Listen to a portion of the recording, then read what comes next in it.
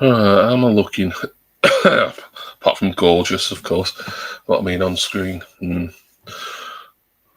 Same, really. Yeah. For anyone who might watch this on replay, and if you do, why? But thank you anyway.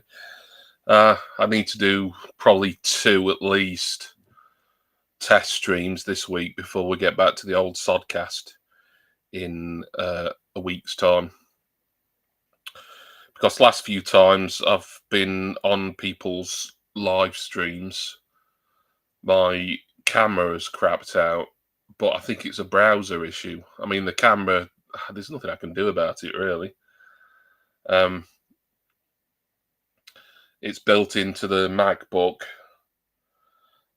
Also, earlier on, I was trying to fiddle around with whether I was able to get any joy with screen sharing for potential Jackbox gaming again, which is something I used to do on the channel fairly regularly.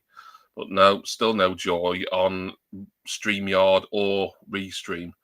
I'm giving Restream a go today on the Chrome browser. Could do with some people maybe coming up on the panel with me just to see how my computer and how the Chrome browser handles it via Restream, but we'll see. So I don't know how long this is going to go. It says there's 4 people watching. I think we might also be broadcasting to Twitter/X. I will check on that actually. And I don't know if I'll get their chat. Actually, I should get their chat up on this screen. In fact, what I'll do before I check that. 5 people watching there. Someone say hello. I want to know this is all doing all right. Come on. The chat's ready. It's overlaid on screen as well, which is one advantage Restream has over StreamYard. I still think overall StreamYard's a better platform, but perhaps I'll change my mind. If Restream works fine for me, where StreamYard doesn't anymore, then I'll be using this, I suppose, going forward for the old sodcast. 7 people in there, and yet still no one saying anything. Come on, who's going to be first?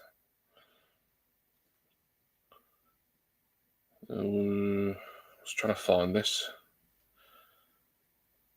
video just to send a link out, but I can't. Let me go on you.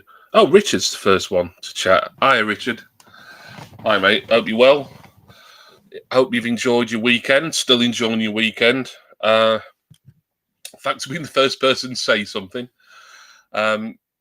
Yeah, I can see your chat on the screen fine. Right, so let me just want to get onto YouTube this way. Bit of a long-winded way of doing it, but I'm keeping half an hour on my telly as well, which just basically acts as my second monitor. To say I've only got my camera settings on standard definition, it doesn't look too bad actually at the moment on my TV anyway. Your weekend is over, back to work tonight, unfortunately. All right, well, I hope you have a good week at work, Richard.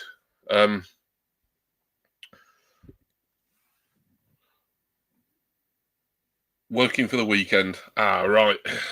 So that's the stream on YouTube. So hopefully, can I get a link for this? I don't want to get into it because there's going to be all sorts of echo and stuff. Right, copy link. Right. Might leave that page up for a bit. Right,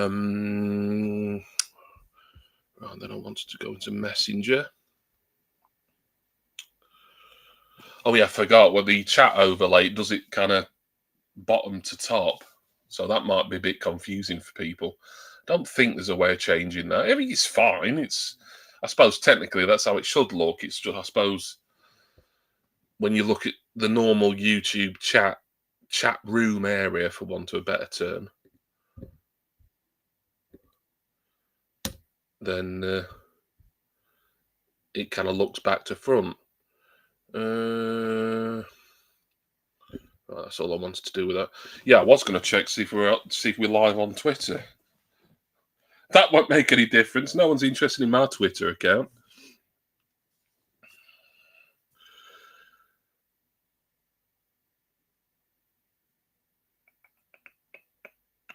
Yep, we are. We are streaming live on Twitter. I don't know if you can see that, but yeah, on the free option for Restream, it does allow you.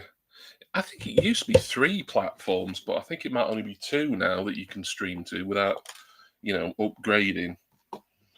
Because I used to stream to when I used this for Jackbox game, and I used to stream to YouTube, obviously, Twitter and Twitch. I mean, Twitch, I can't make head or tail of that. I've tried to for years, and so I've got little to no interest in it anymore.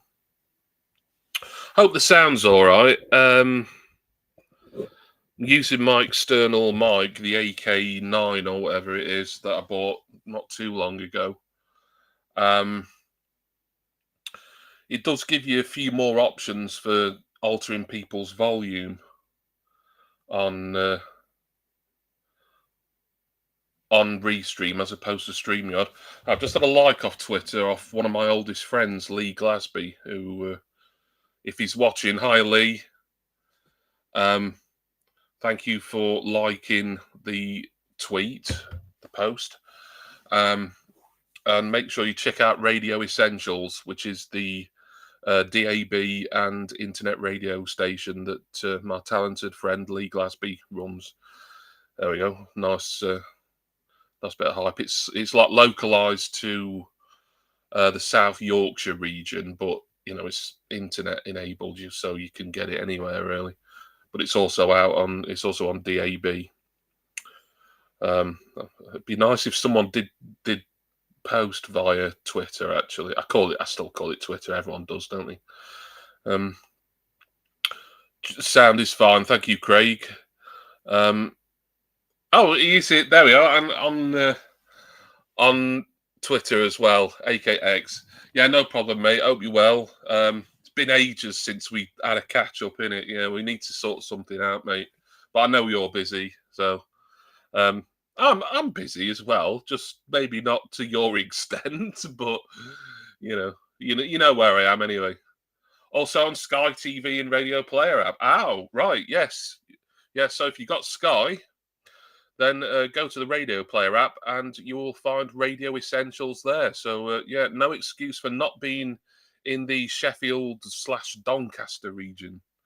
If you want to listen to a great station ran by, in my humble opinion, one of the most talented men in broadcasting in the last 30 years, Mr. Lee Glasby.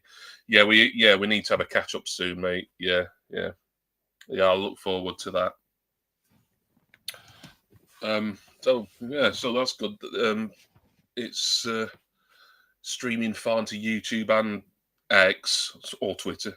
Oh, and Freeview as well. Is that just for Freeview in the Yorkshire region? Is it, or I'll have to check that myself, because obviously I've got Freeview, and where I am. I'm in the Yorkshire region. It used to be a weird place for TV signals back in the old analog days. Because way before the digital switchover, all the aerials on this street pointed towards the West Midlands transmitter, which is nowhere near here, but for some reason it was the strongest one. So like all this street, certainly, maybe some other places in this village, always got like central news, but it wasn't even East Midlands central. It was like West Midlands. So we got all the stuff about Birmingham and Dudley, what's going on in Wolverhampton, and all that kind of thing. But now, since the digital switchover, I think everywhere who gets terrestrial / Freeview in my area just gets Yorkshire as standard now, I believe. I could be wrong, but I'm still on the same street that I was on when I was younger. So,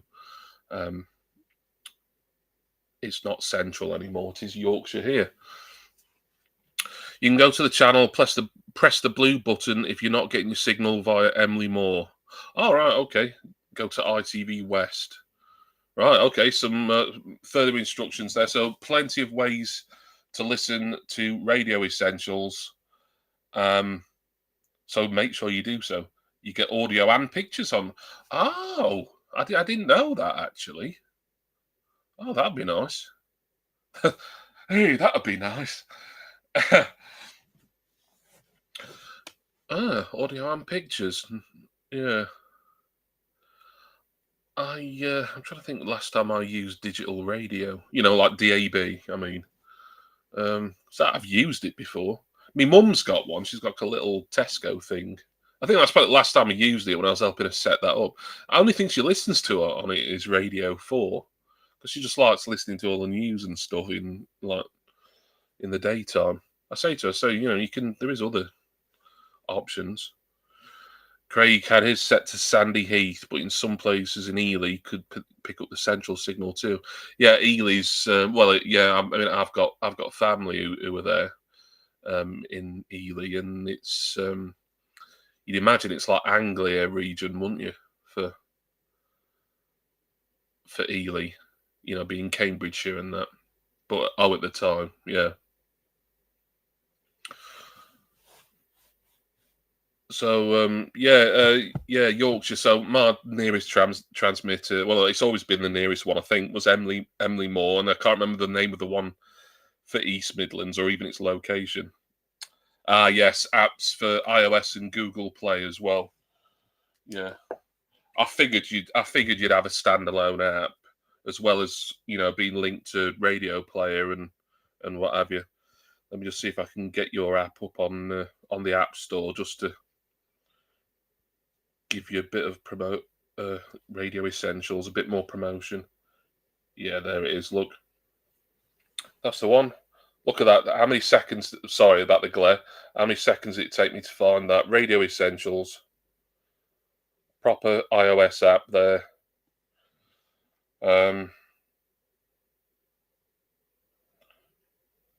And it's had a review from Geordie Richmond on the 13th of September. He said, fantastic station, love it. So there you go. Don't take my word for it. Take the word of Geordie Richmond. I haven't been down there for years, Craig. My dad still gets down now and again, I think. Unless, to be honest, it's like my dad's side of the family, and like we were never great for keeping in touch, even years ago, really. And since both my grandparents died on that side of the family, it's just been non-existent. But when my mum and dad split up, I mean, my dad started spending more time down there with his brother, my uncle. And presumably they're still there or thereabouts, but I couldn't honestly say for certain, but certainly they used to be in Ely. I remember we visited them. I mean, would only been about 9 or 10 at the time. We visited them, and accommodation-wise, I think we stayed at the youth hostel in Cambridge. So that was my first experience of Cambridge. I loved it. I remember being really thinking what a nice city it was.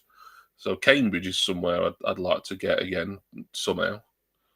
I say somehow. There is a train direct, but it goes all the way to Norwich from where I am. But I don't trust the train service anymore. That's a bloody problem. Steve is just having tea. As in the meal or as in the drink? Because here in the north, that is the drink and a meal. I've had my tea and I've also had my tea. I had my meal. I made myself beans on toast and I had a cup of tea with it. So I had tea and tea. Tea and tea. That's, yeah.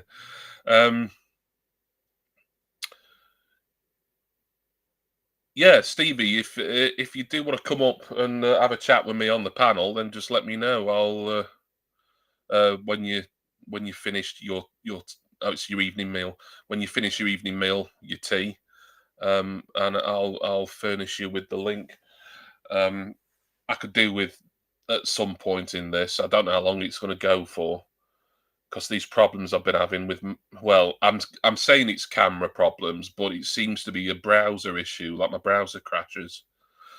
All right, thank you, Lee. Yeah, thank you for letting us know some more information about Radio Essentials. Enjoy your dinner, mate, and like I say, just get in touch whenever you want to, hang out, do something, and give my love to the family as well, pal. Tell them all that I'm thinking of them. I miss them. No problem, mate. Anytime at all. Yeah, Stevie, just let me know if you want to come on up.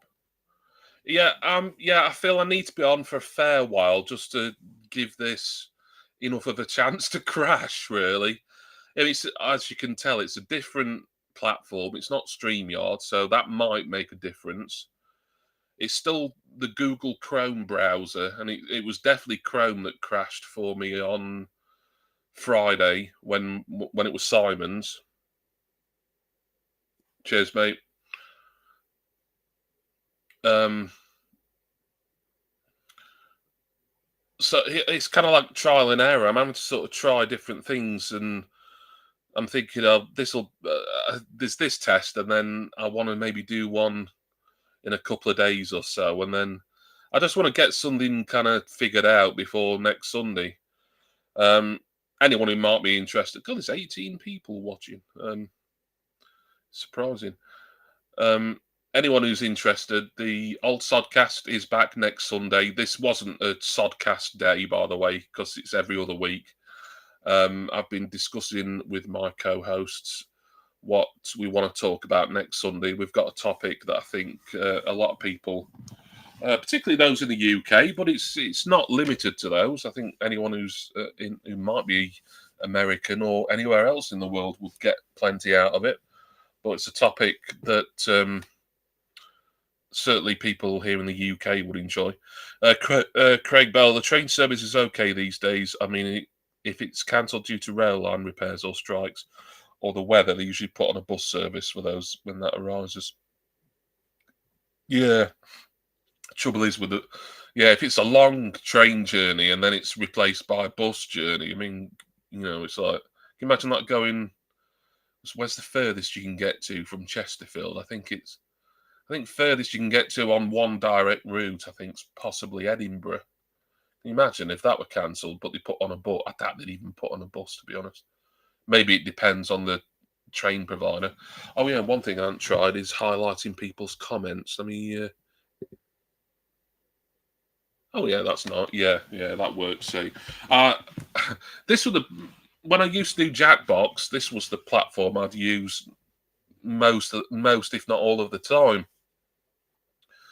Um, but when I stopped streaming, for well, originally it was for health reasons because I couldn't see, and then I wanted to get back into it after I'd had my operations. Um, I well, I couldn't do Jackbox anymore, but that's like some weird issue with Mac. I keep saying it. I say it every time I do something like this, but I'm not happy with this computer at all. But the thing is, I've had it over 3 years now. It's paid off. I had it over. I had it over a payment plan for 3 years. It's paid off. It was refurbished when I got it as well. So I don't know what the trading value would be on this, and it's just something. It feels like too much hassle for me to try and do Jackbox gaming again. I mean, whether I'd need to screen share for anything else, I don't know. I can share browser. In fact, I'm going to test that out now actually, but I think I'm 99% certain it'd work fine anyway. I can share browsers fine, hence why I'm able to do things like the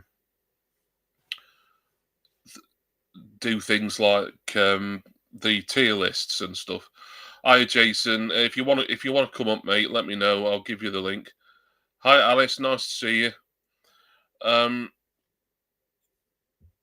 right. Share screen. Right. It's going to be a Chrome tab. So let's give this a test. I'm looking at it on my telly first. That's on a little bit of a delay. Yep, that looks fine, I think. Yeah, so let me just get back to the main screen. Yeah, but just bear with me a moment, Jason. Because there's different layouts. I'm just wondering if that one's the best one. Oh, it's some sort of tip it's given me. Oh, no.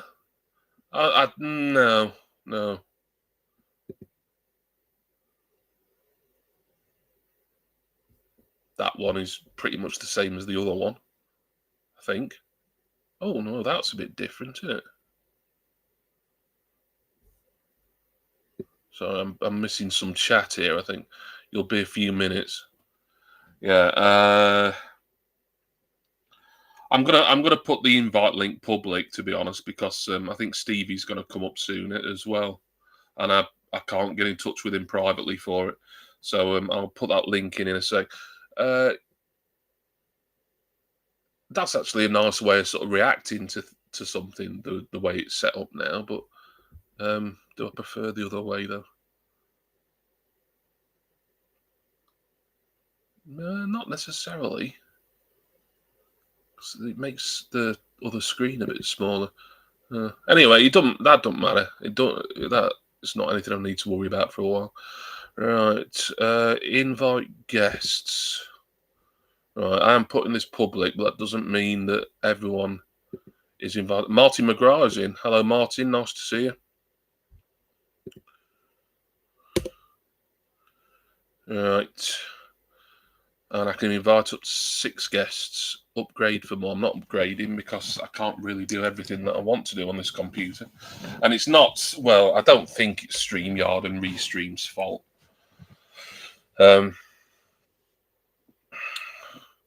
One thing I do like about Restream is I can control my guests' volume. So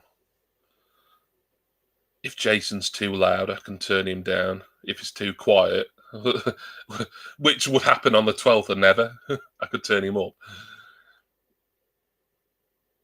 But it works the same way, you know. If you want to be a panelist on this, you just click the link and then set your name and make sure your settings are all right for camera and microphone, I suppose.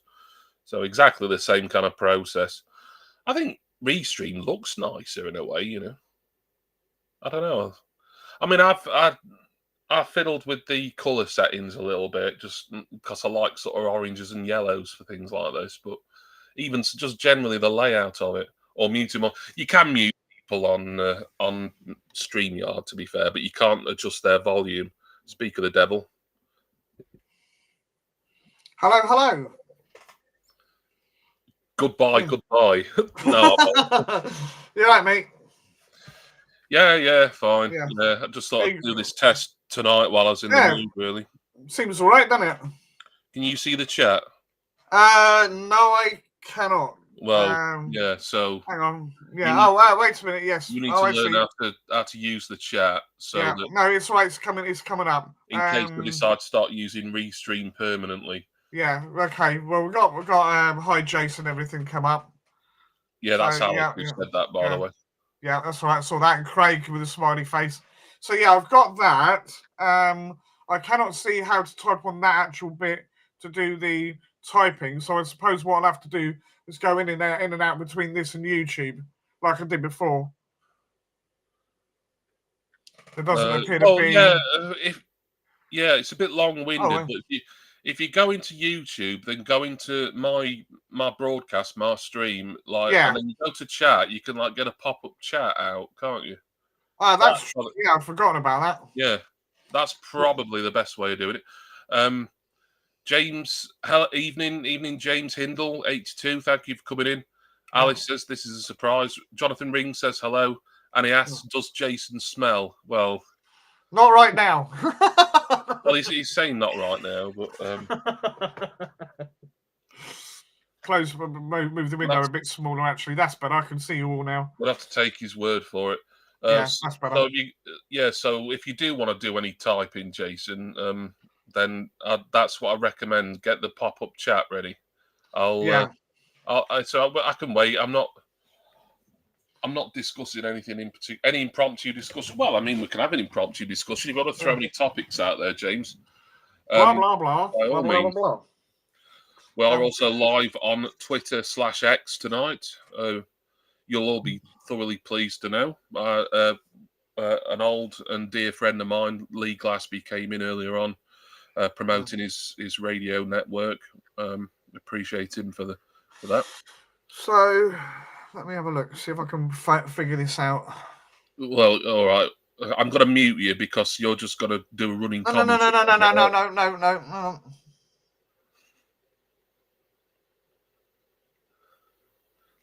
Like this bellend's ever going to learn how to shut up. Okay. Right. Jonathan was just thinking that you were sad there was no live stream, and here you are. Yeah, and there might be, well, there probably will be another one. Oh, what happened there? Oh, it's Jason. He's done something weird. Right. God knows what he's done there. I've no idea. Can I still share my script? No, I was fiddling around with that. I mean, that isn't even the purpose of why I did this. You know, the purpose I'm doing these tests is to see if my camera or browser crashes again, like it's been doing for the last few times I've been on. Oh. But no, I've tried Safari, I've tried StreamYard, I've tried Chrome, I've tried Restream. Nothing's working. I even had a chat with someone in Restream. You know, like one of the workers. James, I wish you'd pick something else, a different topic, because that's kind of leaning into what we've got to discuss on the Sodcast next week. Pick something non-music related. He's psychic. Yeah, get out of my head, James. Yeah, I'll work out the chat bit later.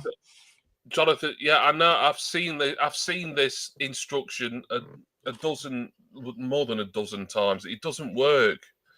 It's so crap.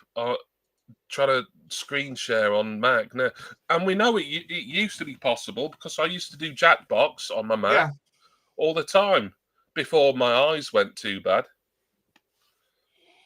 Yeah, you know, you kind of know sort of what we've got planned for next Sunday now, James. It's, you know, maybe a little bit more general than that, but you know, I do want to touch upon radio DJs and presenters. So and just coincidentally, my friend Lee, who was in via Twitter at the start, he has been involved in the radio industry now for must be 30 years, maybe even slightly more.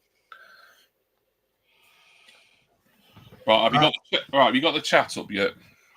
No. It's not working. Right. I thought that's what you were doing. That's what I was trying to do, and it's not working. Right. Hang on a minute. I'll try something else. Hang on. Back to the other live stream thingy. If your webcam froze again on that, maybe a USB one would be better. Well, theoretically, yes, but I say A, that might be the only point. I was prepared to list A, B, and etc. Well, the main point is there's only a certain amount of ports on this MacBook. I mean, I feel around and I feel like there's maybe one somewhere that's not being used, but I don't know. I need to have a closer look. Best face/heel turns. I'm going to mute Jason because if we start talking about wrestling, it's just going to distract him. So yeah. Farewell, Chloe. Well, not farewell, just farewell to your voice. Yeah, give us a hand signal when you finally got the chat sorted out. Best face turn. Hollywood Hogan at WrestleMania 18 were a good one. There's loads, and it's like when you put someone on the spot, it's trying to think of them. One I always liked, I think, was a bit underrated. I don't know if it's a proper face turn, but he'd been a heel for a while. But it's when Undertaker had that ladder match with Jeff Hardy on Raw, It was a really good ladder match, and it was kind of, even though Jeff lost it, he kind of put him over. And then even though Jeff was getting an absolute battering, he kept coming back for more, and Taker was still pretty much a heel at that point, but then he showed him some respect at the end of it. So that to me was like Undertaker turning face again. Jason's desperate for me to unmute him so he can say something. Oh no. Oh, was that your hand gesture to? No, that's not his hand gesture to say he's got this. How long does it take for him to go on YouTube.com, find my broadcast, and get the pop-up chat? Bloody hell, I would have done it like 6 times over by now. Lazy bugger. Favorite BBC Radio 2 radio presenters? None, because I don't listen to it. Because all the good ones, I think, are dead, or I don't know. And no, I'm not going to count Ken Bruce because I always thought he was a bit overrated anyway. Barbershop Shawn Michaels. Ah, yeah, heel turn. Yeah, that's a classic heel turn, isn't it? When Shawn Michaels put Marty Jannetty through the barbershop window. Any other particular heel turns that I like?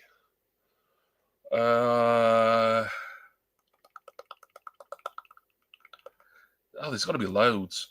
Hogan at Bash at the Beach '96. That's an all-time classic for me. You'd agree, wouldn't you, Jason, if I allowed you to speak? Is that right? I'm going to unmute you now, just so we can get an update.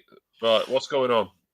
Well, it's come up, but I cannot get it to come onto the same screen as the stream itself.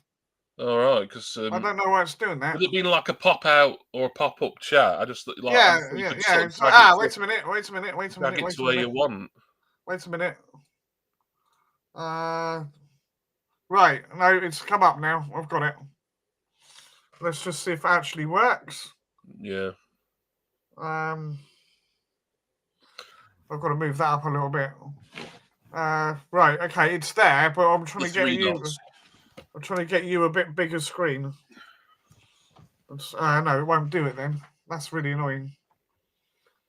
Okay. Best music of the 2000s. None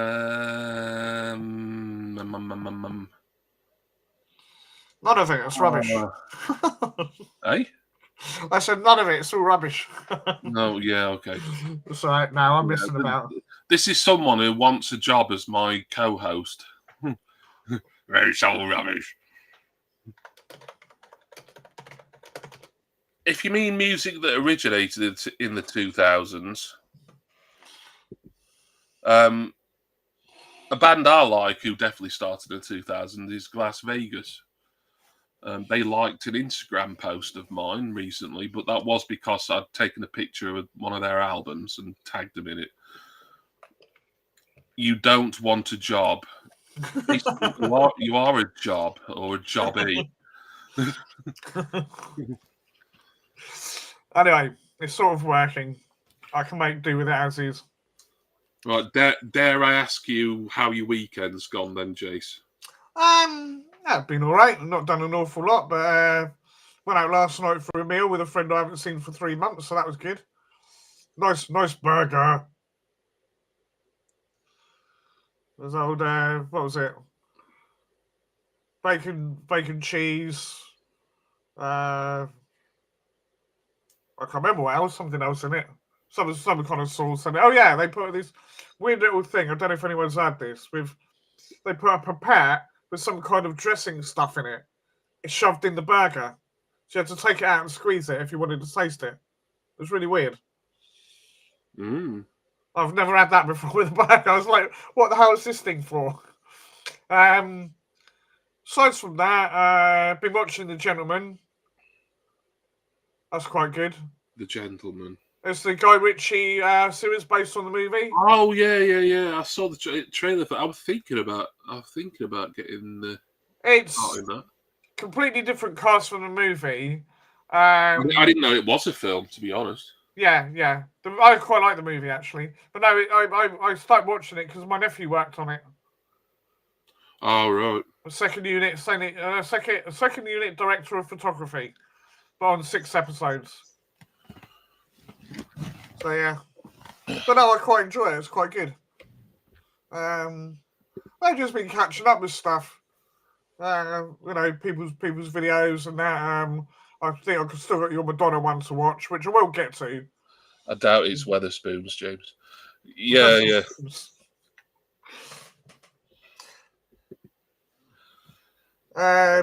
Apart from unpacking more Funko Pops from that Australian company, AJ's. Oh, I've got a box on my sofa. Pop culture. Oh, you're more observant than me, Craig. I hadn't noticed. Yeah. After it took him bleeding 5 years to clear his sofa, he's now started using it as his dumping ground again. No, it's only until I get the videos done. And that question is definitely directed at you, Jace. What's that then? I mean, it's a bit general. I mean, what? Yeah. You might need to elaborate a bit, Ring.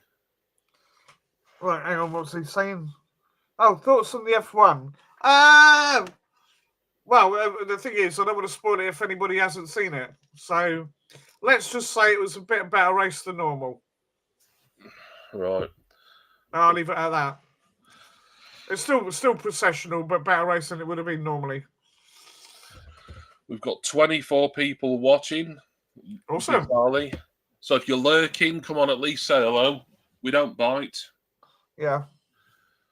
Well, Jason does, so at least according to that bag lady, that he was the cheeky bugger. Anyway, she was asking for it, so you know.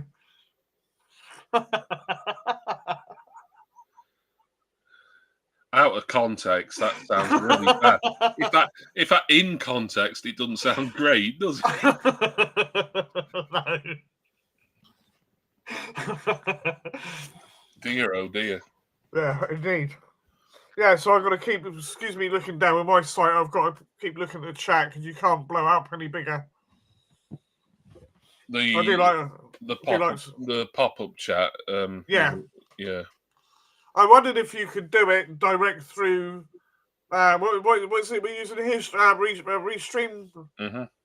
Right. Yeah. So I wondered if there was a thing on Restream itself that could come up because that would be easier. You can see the chat, but you can't type anything that I can figure out. Best song that's a saxophone solo. That one that was in Eurovision about 15 years ago, and it became a bit of a meme. That one. But also honourable mentions to Baker Street by what's his name? Jerry Rafferty. Yeah, the original. And even though it's never going to be my favourite single. I suppose you can't really not mention "Careless Whisper" by George Michael.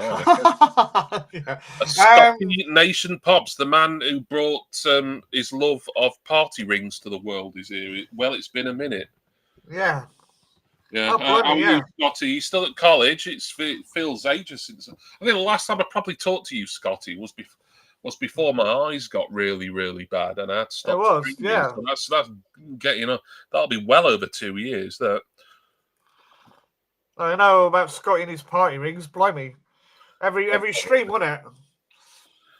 Craig said, "Jace, why don't you open the pop culture box on the live stream? As long as Jimmy's okay with it. If he wanted to, I wouldn't mind. But I think he'd probably want to save that for his own channel. I understand. Yeah. That's it. Jonathan's got the Eurovision thing with the epic sax guy, Runaway. It was a Moldova entry by Sunstroke Project and Ola Tira. Lovely stuff. Thank you for that, Ring. And James also nominates Curtis Stigers. I Wonder Why. Yeah, maybe. Yeah. No, the one I'm trying to remember, and I can never remember the name of it, is the one that's featured in the Lost Boys movie, where you got the bloke in the chain waistcoat or whatever it is, playing the saxophone. I never remember the name of the tune. Do you know the one I mean? Well, kind of, because I can't think of what the name of it is. But, yeah. Someone remind me. Well, it's a saxophonist in excess, isn't there? I mean, I know that's not the one. That's not the song you're referring to. No. Although they were in it, no. Oh, I'm trying to remember. Is it Kurt that played the saxophone in NXS? There isn't a Kurt. I thought it was Kurt, something like that. What was his name? The guy with the glasses. Oh, Kirk. Kirk, thank you.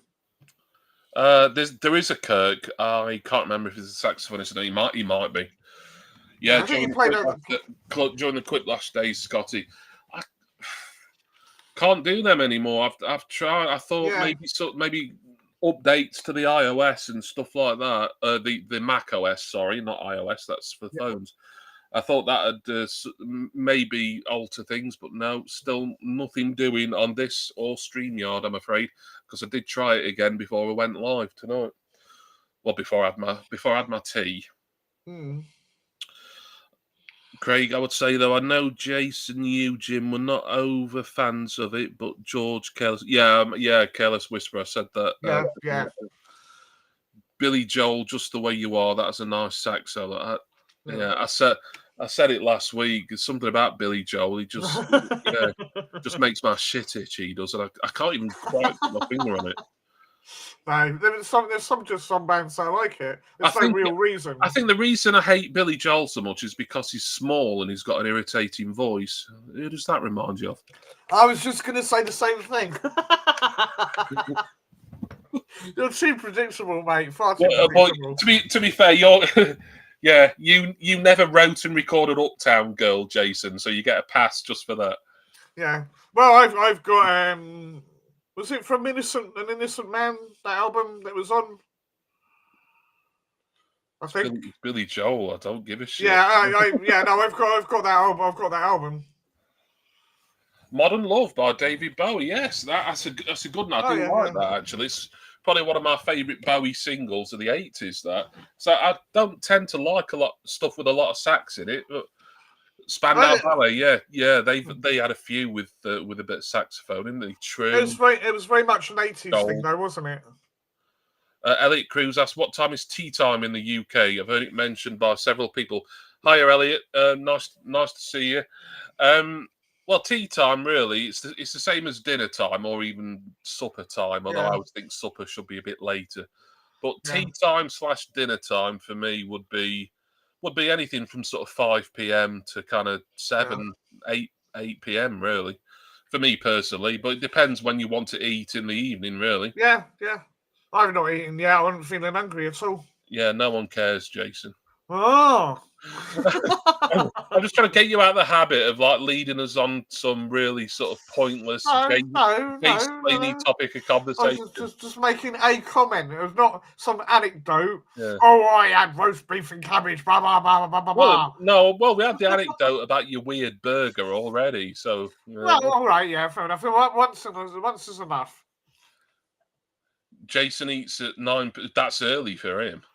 Well, it used to be, isn't it? It used to be, yeah. I do try and eat earlier now. Sir Duke, classic. Okay, so the evening meal time.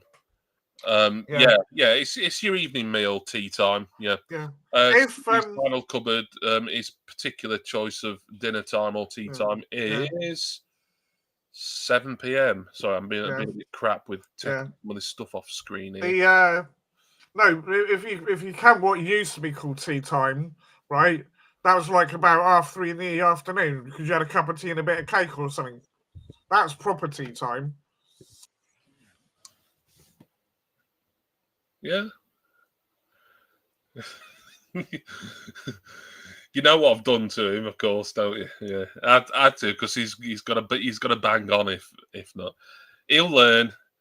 He's having to relearn a lot of this stuff all over again. Look, he's can't hear you. Yeah, Jerry Rafferty, Baker Street, mentioned that earlier. 6 p.m. at home, 8 p.m. if eating out. Oh, let's unmute him then. I don't know. I don't know. Why do I subject myself to this?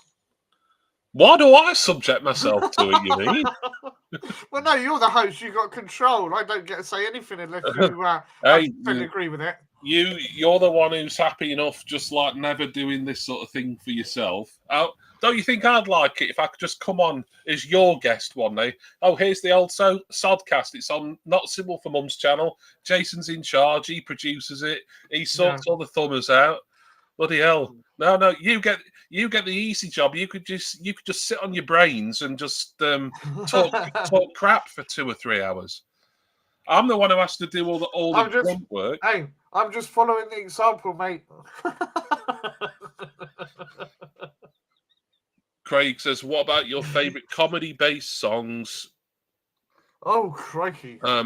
Sorry, that's hidden. Don't just mean Monty Python. Oh, hang on. We have got, for the very first time, I believe, on a stream on my channel, it is Stevie's Vinyl Cupboard. Hey, hello, Stevie. Hello. How you doing? Can you hear me? Yeah, we can hear you.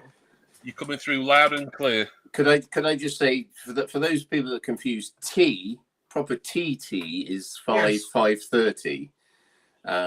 Afternoon tea is 3:30. There you go. My tea is 7, but yeah, tea is really a northern concept because down south it used to be dinner, but it is tea now. But yeah. Right. Sorry, have I just ruined your evening? Was that akin to a J-splain there, mate? Would you reckon? Don't be insulting. Right? What have I stepped into? An argument. I've not come up to upset anyone. I just thought I'd come on and show you my extensive Billy Joel vinyl collection. Is that all right? Oh yes. Oh, if you must. Right. Yeah, I like. Was it Saigon? What was the Saigon? Goodbye Saigon. Is it that song? And that's the only song by him I like. Actually, I could do with.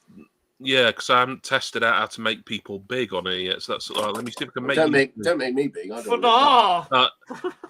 there we go. Yeah. You see, it's easy enough. I just need to remember all this. It's slightly. This isn't StreamYard, is it? No, it's Restream. Oh, is it better or worse? In a couple of ways, it's better. I like having the chat overlay on screen there. I don't know if you can see that yourself. Yeah. I mean, I've got my computer on here as well, so I can see the screen with the chat and then the chat. Yeah, you know what I mean. Well, in other ways, I think I've got 2 chats. In other ways, I think StreamYard's still got an edge. But I'm seeing what I need to use, and then for next Sunday, I'll make a decision because I think it's some sort of browser issue that's making my camera crash all the time. You've had problems with your computer. You should get one of mine. I got mine off eBay, 15 quid. £15, really? 50. Well, there was a mix-up because it wouldn't take my operating system at the time, and so I was going to return it, and it was 15 quid posted. So so effectively, it cost me nothing. That's all right then. Yeah, but it seems to work all right. And I with the Wi-Fi, I got a tiny little like Wi-Fi gadgety thing to stuff in the back, and it works fine. So you've wasted £2,000, whatever it is. Me, yeah. But at least I wasted it over a period of 3 years and a little bit of interest. But yeah, we got. Well, you know what? Have you got quite a high tech polluted computer then over there?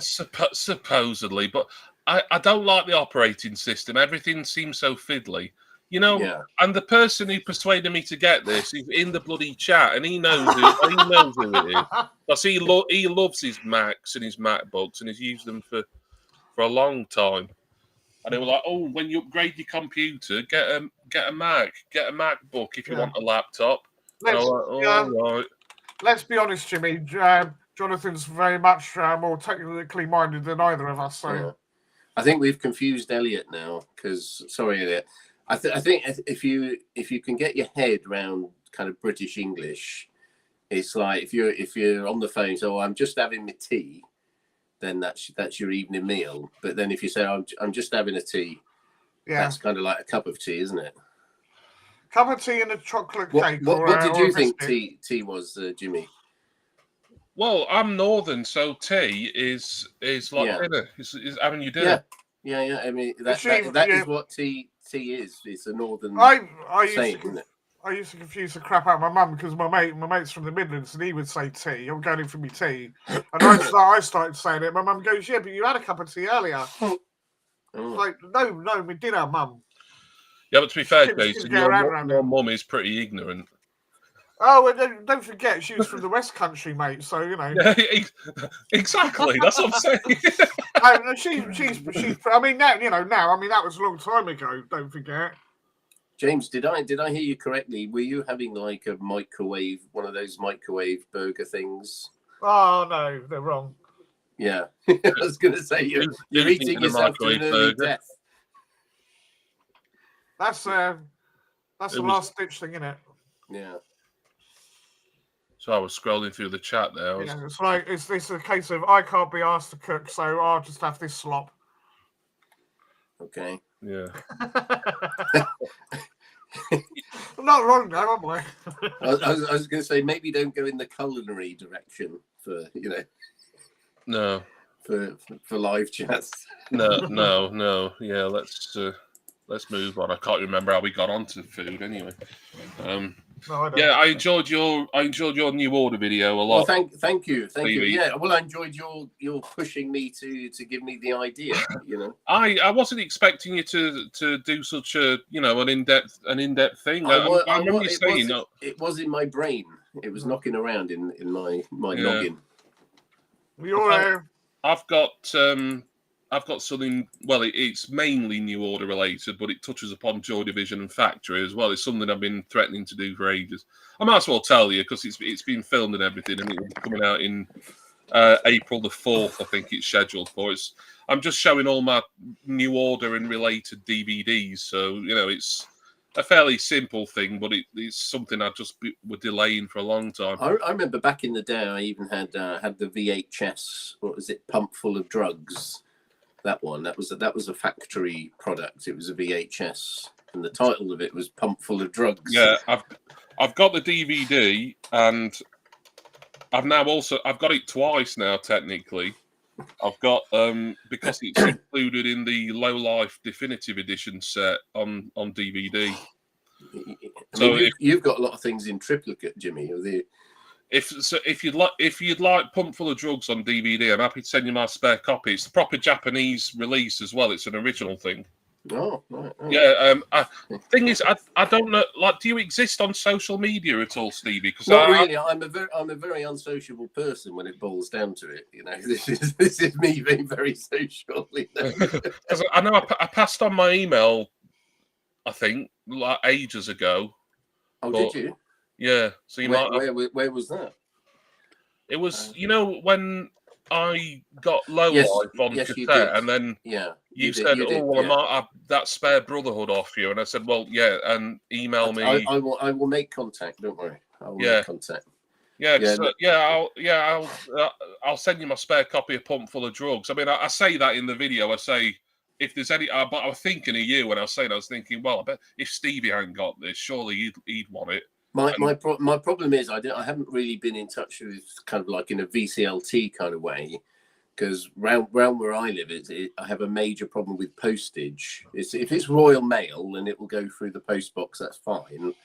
If it's a parcel and a parcel carrier, I've had things like down. There's the street goes down the street, and there's another street round the back. They deliver it round the back of somebody else's house.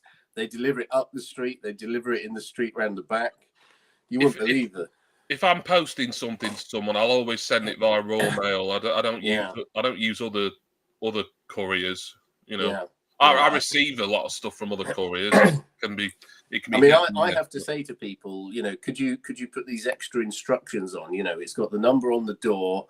The door handle looks like this. I've got 3 steps. You're on a corner, and if you're not exactly in this position, you're probably in the wrong place and the wrong job. Can you add that to every parcel? I'll type my email address out in the chat, and then take a I've got a screenshot. I've got it. Don't worry. I'll do it anyway. If anyone else wants to email me, then there you go. That's how you do it. It's coming up as like a link, so don't click on that in case something weird happens. But that's the one that it is. So Yeah, just get into. I'll email you I'll get after. that sent out, and I'll see if there's any other bits that I can put in for as VCLT. No, I enjoyed that video actually, because I enjoy your channel because it's like very individualistic, and and people should, instead of doing the same thing, they should be doing what they really want to do. Yeah, I found it interesting. I thought as soon as I did it, I thought this is a guaranteed low view video, But then I kind of like a thread where you've got like a thread of 2 videos. Yeah, I quite like that idea. Exclusive. Yeah, but I wanted to reply and say A, how much I enjoyed it, and B, bear with me. I am gonna do my own version, but because that's very good. Take your time. Because I've got into this cycle of filming stuff a long time in advance and scheduling, it won't be till later on, either middle or near, even towards the end of the month, where it might actually appear. So, which I don't know. I might do a bit of shuffling around if I can, but because I will wait with bated breath. Yeah, because if you were hoping this would be like a thread that other people might get involved in, then I don't want people. I hope people would retain interest, and then eventually mine will be up anyway. But I don't know. I got the feeling it wasn't meant to be a thread as such. It's just you've had this idea, and then we're talking about the vinyl community here. People don't make much effort past doing that. Let alone. Fellas, we're getting a bunch of questions in chat from people. Yeah, well, Jason, as my producer in extreme inverted commas, you really should have been addressing all that already. Yes, I know. I've been trying to get a word in edgeways, so let Stevie say. No, I mean you should have been answering people in the chat. Stevie had this is the first chance I've had to really converse with Stevie. So yeah, no, that's why I didn't interrupt. Well, we had a question about tea. I think we've confused everybody about that. So. It was Martin. Martin about Battle. Who asked about the Battle Royal? I don't think Jason picked an album for that because I don't think he knew Ian back then. I've got some more bad news regarding that. Oh, have you? I picked Technique by New Order. That went out in the previous round to Nevermind the Bollocks by Sex. Not necessarily. Well, go on then, Stevie. If you got some more. Well, I did want to come up and say, hey, Jimmy, would you like the bad news or the slightly less bad news? Oh God! I usually go for the worst news first, so I suppose I better go. Well, I was trying to. I think I found like a couple of suggested solutions, but should we say things are progressing not very inclusively at the moment? So. Right. And there has been a suggestion, which I think, frankly, is very awful. So, which could doom the whole process, in my opinion. But that's just my humble opinion. Right. But anyway, so I hope things are ongoing and we'll have a better solution. And I'm available, put it that way. But it did make me have a look through the voting figures for yours, because it was on February the 15th. And you know what? I'm sure they did it there as well. Now that might not have them. I'm pretty suspicious, put it that way, because if you look at the voting patterns with the ratio of votes from the live to the community tab, they do have a sort of consistency. And then you look at results early on in the chat as you're going through the program, and then they suddenly change. Or there's just sort of like a very unlikely high figure on one side. So it may have been that you would have maybe not won that round anyway. But I'm pretty sure there's been a bit of fiddling on that. So which is unfortunate, really. Yeah. I mean, at the time it looked legit. And I remember at the time it was meant to be the highest vote. Well, exactly. Been in the contest so far, but yeah. Oh, right. Yeah. I have heard of a possible solution to the. I don't know if it's to crown a winner of the whole thing, or just to sort out the mess regarding this particular tie. Well, I won't say what was suggested because maybe that wants to be revealed at a certain stage, or they might change it. So I don't want to kind of, as a participant, preempt what the final decision would be, but I'm personally not in favour of that. So, but I have other suggestions which I think would scupper the trolls, so to speak. So maybe we can talk about that in private, or I can suggest it on Thursday, where it might be more appropriate. Because I think if we suggest it here, they might think, oh, he's having a chat behind people's backs. Yeah, I'd just say, you know, if you can get in touch with Ian and or I Dave about it, I have already done that, so I've offered my my help if it's required. But yeah, I mean, I think it did affect yours, and obviously with this last one, it affected the two nominees as well. You know. Equally, so it would be nice if we could have a bit of inclusion, like what do you want to do going forward, sort of thing. But there we are. Yeah. People won't know what we're talking about. Thank you for coming in, mate. Nice to see you. Sorry, I've been missing a bit of chat. I know people have been talking about their 3 artists that they'd only listen to if they couldn't listen to any others. Pick 3 band singers to only listen to. Who would you pick? Nice and easy for me. I pick New Order, Rammstein, and I say nice and easy. This is my 3rd choice. They're a bit similar, but to Rammstein, but I'll pick In Strict Confidence. Why not? Yeah. Ooh. Would you find Rammstein sort of quite comforting on a desert island? Is that going to help you survive? They've done 1 or 2 ballads, to be fair. I'm not a big ballad guy. They're a bit heavy, aren't they? Am I correct in saying that? Yeah.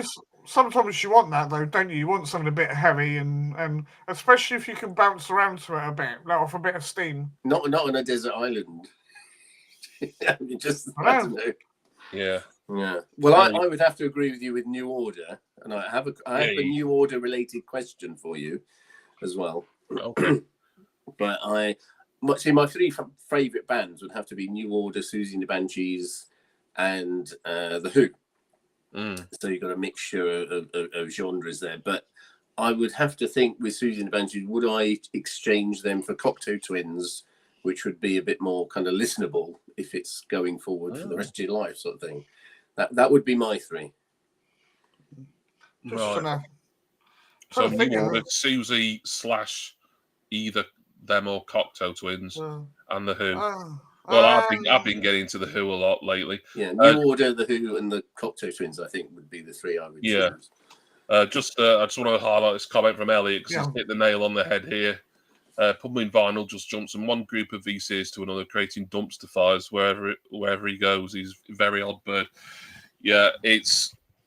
I made my feelings about him and about a certain Frenchman very clear last Friday. I looked back at that and I thought I probably came across a little bit not deranged. No, you were fine. I probably came across a bit nutty at times, but I just finished watching that video that Ian, Dave, and Simon had done, and it did anger me. It made me upset, and I know that was the case for you as well, Stevie, and a couple of other people as well.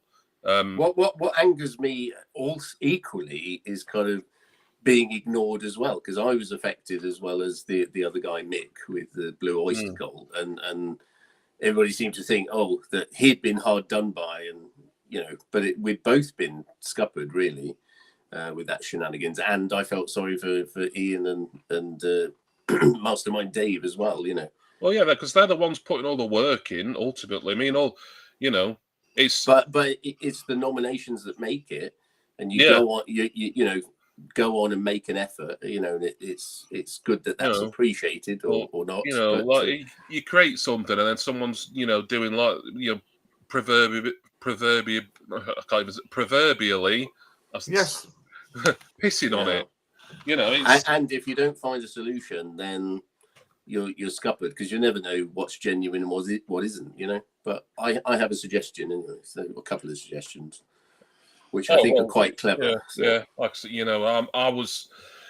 felt on Friday maybe I'm speaking up a little too much because I'm just one guy with a vote, but knowing the hard work Ian and Dave do, knowing the hard work, the work you did, when you were talking about Quadrophenia last Thursday, and it was an insult to just anyone who believes in having a democratic and fair vote. It totally ruins the enjoyment of it, doesn't it? It just totally ruins in one stroke. It totally ruins. I don't think William if it was him or the certain Frenchman, really realizes, you're just robbing, just by thinking, oh, you can go and, hey, this is a good laugh, you just totally ruin the enjoyment. I don't want to dwell on it, but, it really is pretty, it's that swamp end of the the community, where people think they can just connive and God knows what. Anyway.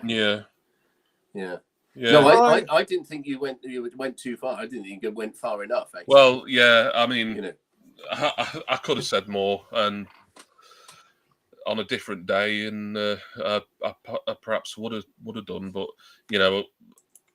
if William had made some sort of vaguely sincere apology to everyone involved, then I would have just said, okay, right, fine, good, let it drop. But he didn't. It wasn't just that. I don't think he even realised how to make an apology, because I was saying, well, how about you apologise to me? And it's not just like, oh, sorry. It's just like, yeah, you were enjoying taking part in that. You made an effort. Everybody made an effort. It was everybody's effort, and I really appreciate I robbed and stripped that of you. I mean, okay, it's only a light-hearted thing, but it's kind of important in a way, conduct, isn't it? No, I'm not. No, there's no such thing as the leader of the vinyl community. No, and if there was, and somehow I was assigned that role, it'd be in a mess. I tell you.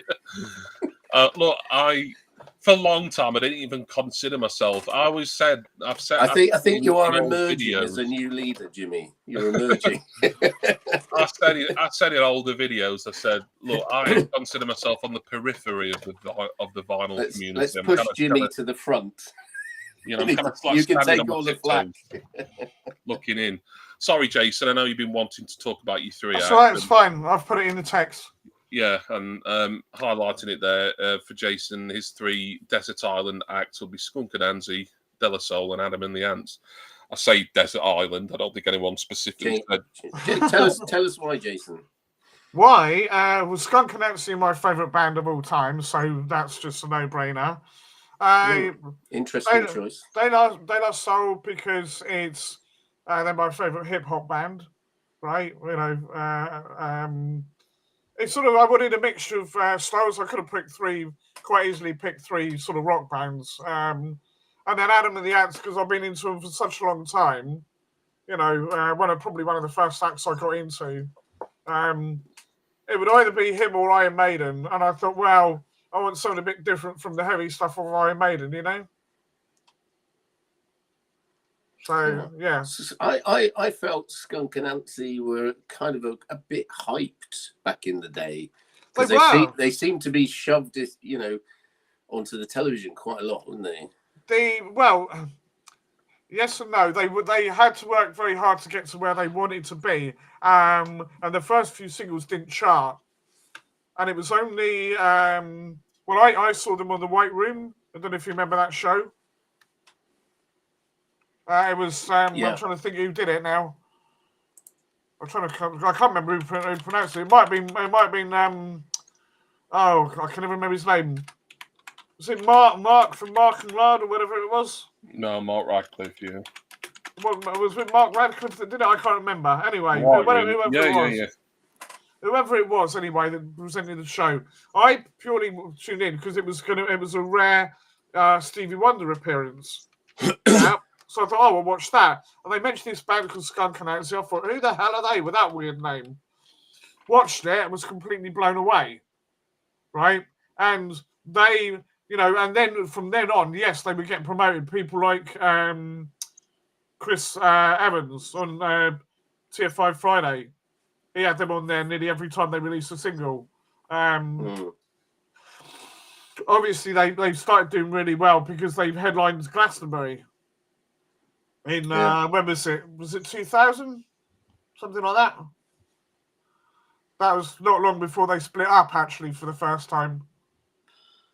So no, I just love what they do. They just the skin stage presence and all the rest of it. It's just phenomenal. Are they all the best musicians in the world? Maybe not, but together as a unit, they're phenomenal.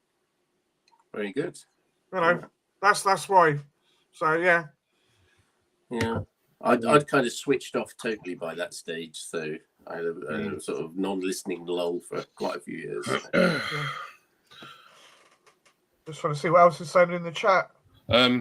Bobby Gas has been brought up, which is always a delight for me when I think about him smoking all over his records and hacking and coughing his. Oh no, that's. Why do people do that? It's not. To be fair, it might sound like I've singled Bobby Gas out because obviously like he's like an 80 high tar ciggy a day man, but there is other people, and I see him smoking. It's obviously they're in the record room. It's like, what the bloody hell are you doing? I used to be a smoker. I mean, it wasn't when I was collecting records, but if it was, I wouldn't have smoked in the same room where my vinyl was. I mean, it's just depreciating in value. And you think someone who's 75 years old would know that? Yeah. But, that's his business. It's nothing to do with me. I just think, like I'm not one of these sort of vinyl snobs who like thinks you have to have the best pressing of something and it has to be you have to have the best equipment to play it on. I'm like, you do whatever makes you happy or what you can afford. But surely everyone who collects records ought to be in agreement. Don't smoke it near them because you're gonna ruin them. Well, if it's in a smoky atmosphere as well all the time, all your colours are going to get all, yellow and horrible and skanky, aren't they? Yeah, Elliot, Bobby Gas, he turned 75 recently, did he? Almost everyone's, but you think at his time, I mean, perhaps like he's just been doing it so long, he just thinks, well, all these records I've had for the last 50, 60 years, they're all yellow and nicotine-y and they stink, so I might as well just carry on now. So that's probably it. Maybe. Bobby Gas doesn't give a shit. No, I don't suppose he does. Why are we talking about Bobby Gas? I don't know. It might have been Elliot who brought him up. I have to say I wouldn't want to get involved in any kind of discussion about that, but I think you can buy a scooter for probably $1,000. I don't think you need 4,000. You know what I mean?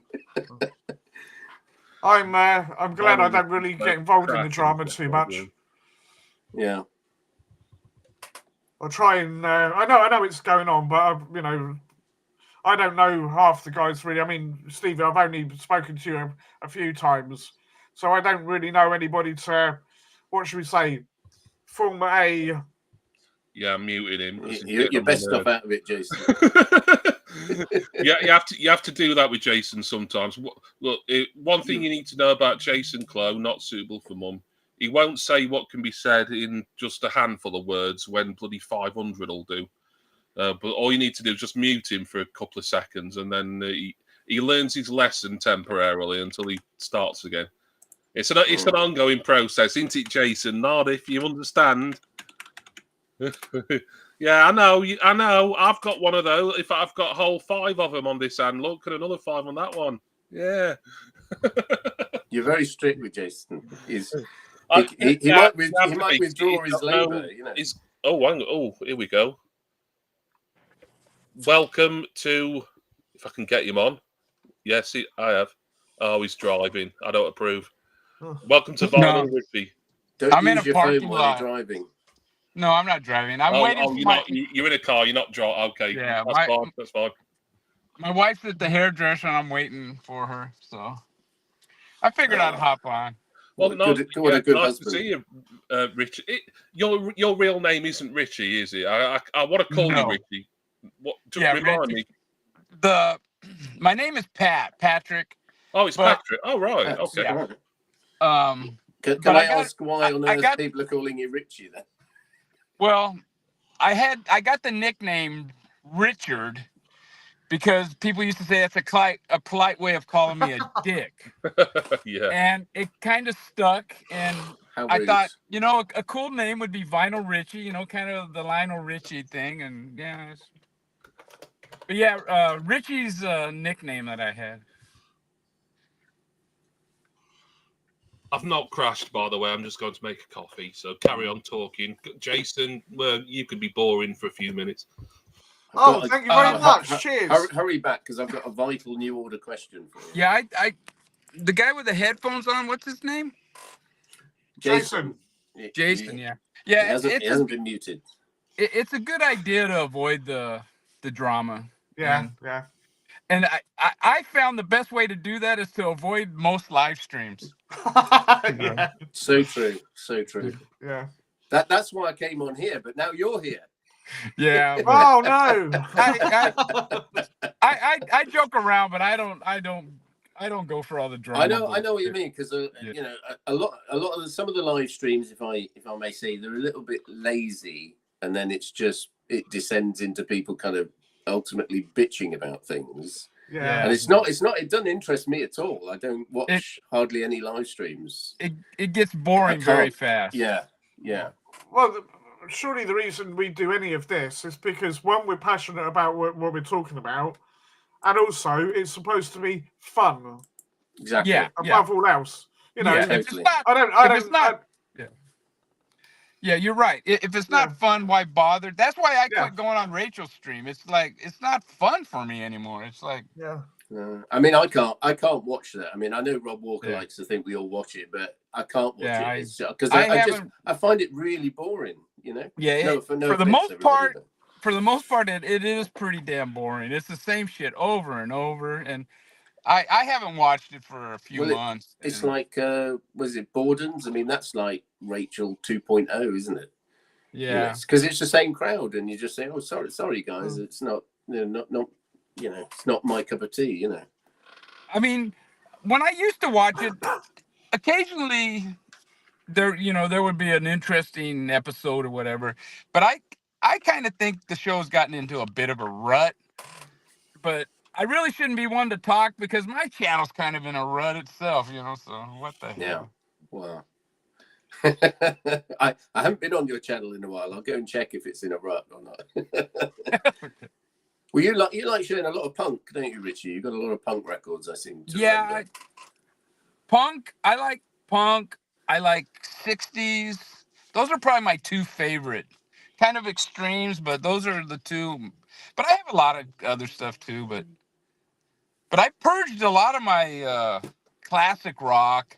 I purged a lot of my 80s stuff because I figured, I've been listening to records and putting them into Discogs, and the ones that I feel like, you know what, I'm not going to want to hear this for another 15, 20 years, so fuck it, I'm getting rid of it because I ain't going to be here in 20 years probably, Who knows, mate? Yeah. You could. I mean, I'm not speculating on your age or anything, but you could be 95 and still with us. So, who's to say? I collect a bit of classic kind of UK 80s because I just want something that is quite a nice collection. I'm not very serious about it, but it'll be like a nice showcase of the 80s of when I was around. I suppose it's a nostalgia thing at the end of the day. It is. Yeah. If go on, sorry. I like a lot of 80s. I like Echo and the Bunnymen, the Psychedelic Furs, and I really liked a lot of the 80s punk rock stuff. But I got rid of my to name a band that's very popular is like Tears for Fears. I got rid of them and because they're very popular in the States right now, aren't they? I gotta go. My wife's coming, and if she sees me online, she's gonna go, "What the fuck? Is this all you ever do?" I was hoping to see her hair. Yeah, don't forget to say your hair looks fantastic. Oh, he's gone. Right. Oh, right. I don't know what happened there. Oh, Jimmy, I have to invite him back in again or something. This is your big chance, Jason, to sort of ramble on and say something. Jimmy. It doesn't matter what I talk about. You've got 4 minutes. I'm waiting for my coffee to mash. Yes, mate. Thank you very much. You've got 4 minutes to bore Stevie and everyone in the chat. So this sounds like a fancy coffee machine. For the most part, I let Jimmy get on with it. It's just easy life. I know what's going on here. Jimmy's got a very expensive coffee machine, but on his video the other day, his mom was complaining that she couldn't afford radiators or something, Oh, right, okay. So she... I'll tell you what, his mum's a legend. She really is. Oh, Bunty Barnes. Yeah, Alex, I will try and add some context to that radiator thing in a bit. But that's after I'm looking forward to this question Stevie wants to ask me about your mom really sounded like she was suffering financially, and you were just buying anything and everything you like. Well, that poor old mom. Well, yeah, maybe there's an ounce of truth in that. But. Yeah. The thing is, though, I like going to. We've got a record store near me called Vinilo. Jimmy shop with them, but they've got a second-hand bit as well, separate store. And I just like going in there and having a look, see what they've got. You know, I'm not a massive fan, but they had, I think it was Future Love Paradise by Seal on picture disc, a single picture disc for £1. So I thought, well, I quite like Seal. Why not? Yeah, picture disc. Yeah. That's what I'm saying. I mean, the name of the Cherry Box set I got, I wasn't intending to buy it. Wasn't looking for it. It was £30. Again, decent price. Why not? You saying about what's her name, Skunk Anansi? You've just made me think of is it Cooler Shaker? Yeah. Because I can remember a period on telly. It was like they're really pushing Skunk Anansi and then really pushing Cooler Shaker. And and for me, I thought, well, because I'm a kid of the 80s. I mean, I sort of lost interest at the end of the 80s. And in the 90s, I could just see, oh, that's all been done before. That's been done before. That you know. Yeah, it had, but I mean, all right. If you want to go down that route, I mean, obviously, Cooler Shaker were very 60s influence, the 70s influence. Yeah. I would say. I've never really listened to them. If you're a kid of the 90s, you're just going to be blown away by Oasis, you know. Well, I was in my 20s, you see. Yeah. And then when the 90s came around, and it was I'd had record players and all the rest of it, you know, beforehand. But it was like, hang on a minute, now I've got, you know, I'm working, I've got my own disposable income. I can go and get what I want. Yeah. And the 90s, all these British, because I wasn't Brit-pop, I was Brit-rock. Yeah. So, you know, that's what I got into. I didn't like Brit-pop at all, because I don't mind it. It just seemed like manufactured fake British bands. Oh, yeah, we've got a girl here, shove her in the front, you know, very tweaky. If you want about things like, if you want about proper guitar bands, what I call proper Britpop, no problem with them. Yeah. If it's all the teeny bop and all that crap, right? That what you are calling manufactured, completely agree with you. And then you got Robbie Williams coming along and just like a giant sea of vomit. I will say that I prefer what he did on his own to take that. Yeah. Right. Well, yeah. You know, I mean, there's seas of vomit and there's seas of vomit, isn't there? You know, Pacific and the Atlantic. You know. Robbie might have been a sea of vomit, right? What is one man's vomit is another man's different vomit. I was going to say, a tsunami of vomit for take that. Although we got to say, youngsters, they encourage people into a musical appreciation. At the end of the day, listen to what you want to listen to, right? Exactly. You don't have to agree with me about my taste of music at all. You may think Skunk Anansi are absolute crap, right? I didn't want to say that, but no, but you know what I mean. You like what you like, don't you? Well, I mean, it's one thing about kind of like the vinyl community or music. It's kind of gives you an appreciation of how people get into stuff, and when they get into stuff, they really like it and they really love it, and it becomes part of their kind of psyche. It's very, very fascinating, really. Well, I've got my first gig of the year lined up now. Oh yeah. Yeah, I didn't even know they were touring. Terrorvision are coming down to Southampton, playing at the 1865, which is a little venue down near me. And it's not too bad, £29 for a ticket, which by today's prices, I think it's pretty good. Yeah, they charge so much now, don't they? They do. Just unbelievable. You know, like the Who, I mean, it's not really the Who, but the Who were doing a few gigs and I looked it up and it was like £95, £105. I thought, I can't condone that for half the Who, you know, and it's like an orchestral half the Who. And I just thought I can't do that. You know, it's ridiculous. Yeah. The other thing that are expensive, I think, as well, are tour t-shirts. Yeah. You're looking at 25, 35 quid, you know, for a tour t-shirt. All right, I've got loads of them, and I'll always buy them. But you know, I'm kind of lucky because the bands I'm into aren't majorly popular. Yeah. You know, they've got a loyal fan base. I mean, like Skunk, and every time they go to Brixton, they sell out. Right? Yeah. I mean, they are very popular, aren't they? Yeah. But they don't have the level of success that they used to have. Yeah. You know, they sort of had their moment, and then as I say, there's always the loyal fan. Well, like a lot of the bands from the '60s that still say, you know, the Stones, like you say, the Who, they're still making records, and it's the loyal fans are the ones that go out and buy them. Yeah. You know. It also depends on what part of the world you're in, because some of the bands I'm into, they're not popular over here so much, but abroad, people still love them. So, you know. Yeah. You pays your money, you take your choice, really. Exactly right. Just see the chat in that minute. Yeah, Stevie. So what? This new order question. Sorry, you were planning on asking me a while ago. Well, I was agonising today. Okay, so there's a record fair down the way. It's like a travelling record fair that comes around once every 3 months. I've done a couple of videos on it, all right, and it was quite disappointing, I have to say, because it was very crowded. It's only quite a relatively small room, quite crowded, bit of barging going on, and the prices just seem to be going up and up, right?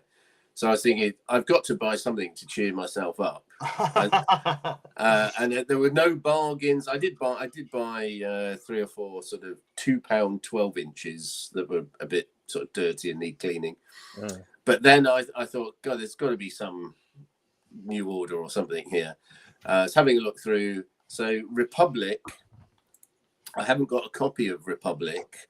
I've never had a copy of Republic, but there was a sealed reissue. I think it's 2015 reissue, and it was 25 quid. Because I've got an American CD. You know, you've not. This is vinyl we're talking. Vinyl. Yeah, yeah. Sorry. When you say you've not got it at all, you don't mean you've not got a CD or anything? No, I've got a CD. All right, but you've not got it on vinyl. I've got I've got all the OG vinyl, but towards the later I haven't. But not Republic. So this could have filled the gap. I've still got my Christmas money in my wallet. I could buy it. I could buy it, and I was thinking, wow, 25 quid, you know. And I think, what would Jimmy Barnes do?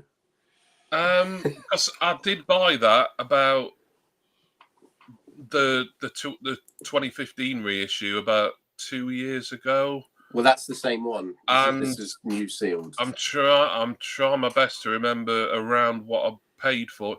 It probably was a little under that, but probably not by much. I think it's between 20 and 25 I paid.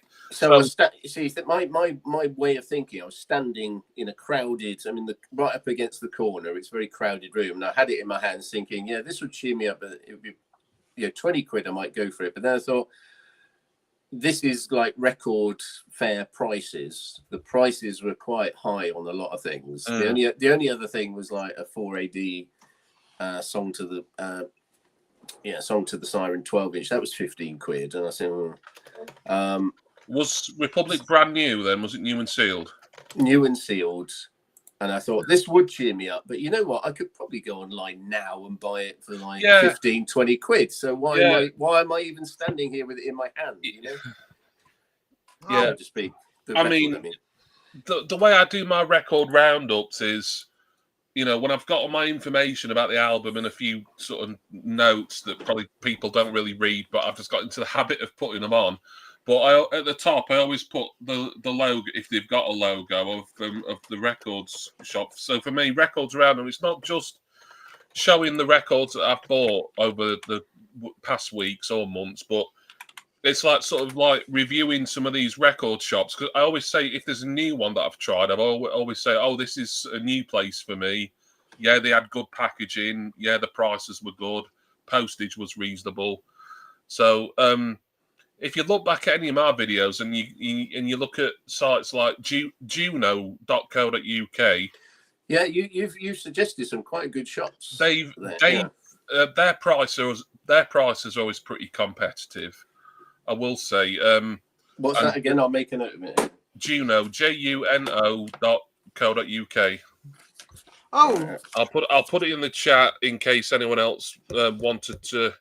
I'm not being paid by them to promote them, but they're a good company, so I'm happy to do that. I'll be on the. Hang on, Jimmy Barnes said I could have 10 quid off.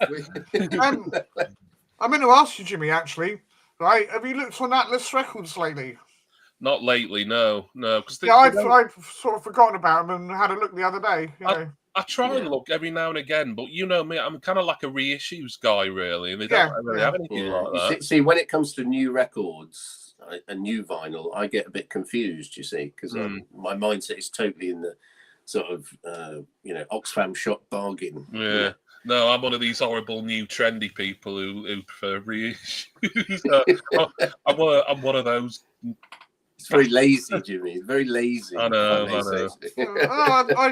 I do a bit of both, though, really, because I do. If something's cheap enough and it's not an original, but an earlier pressing, should we say, then I quite happily get it, rather than spending, say, £35 on a new one.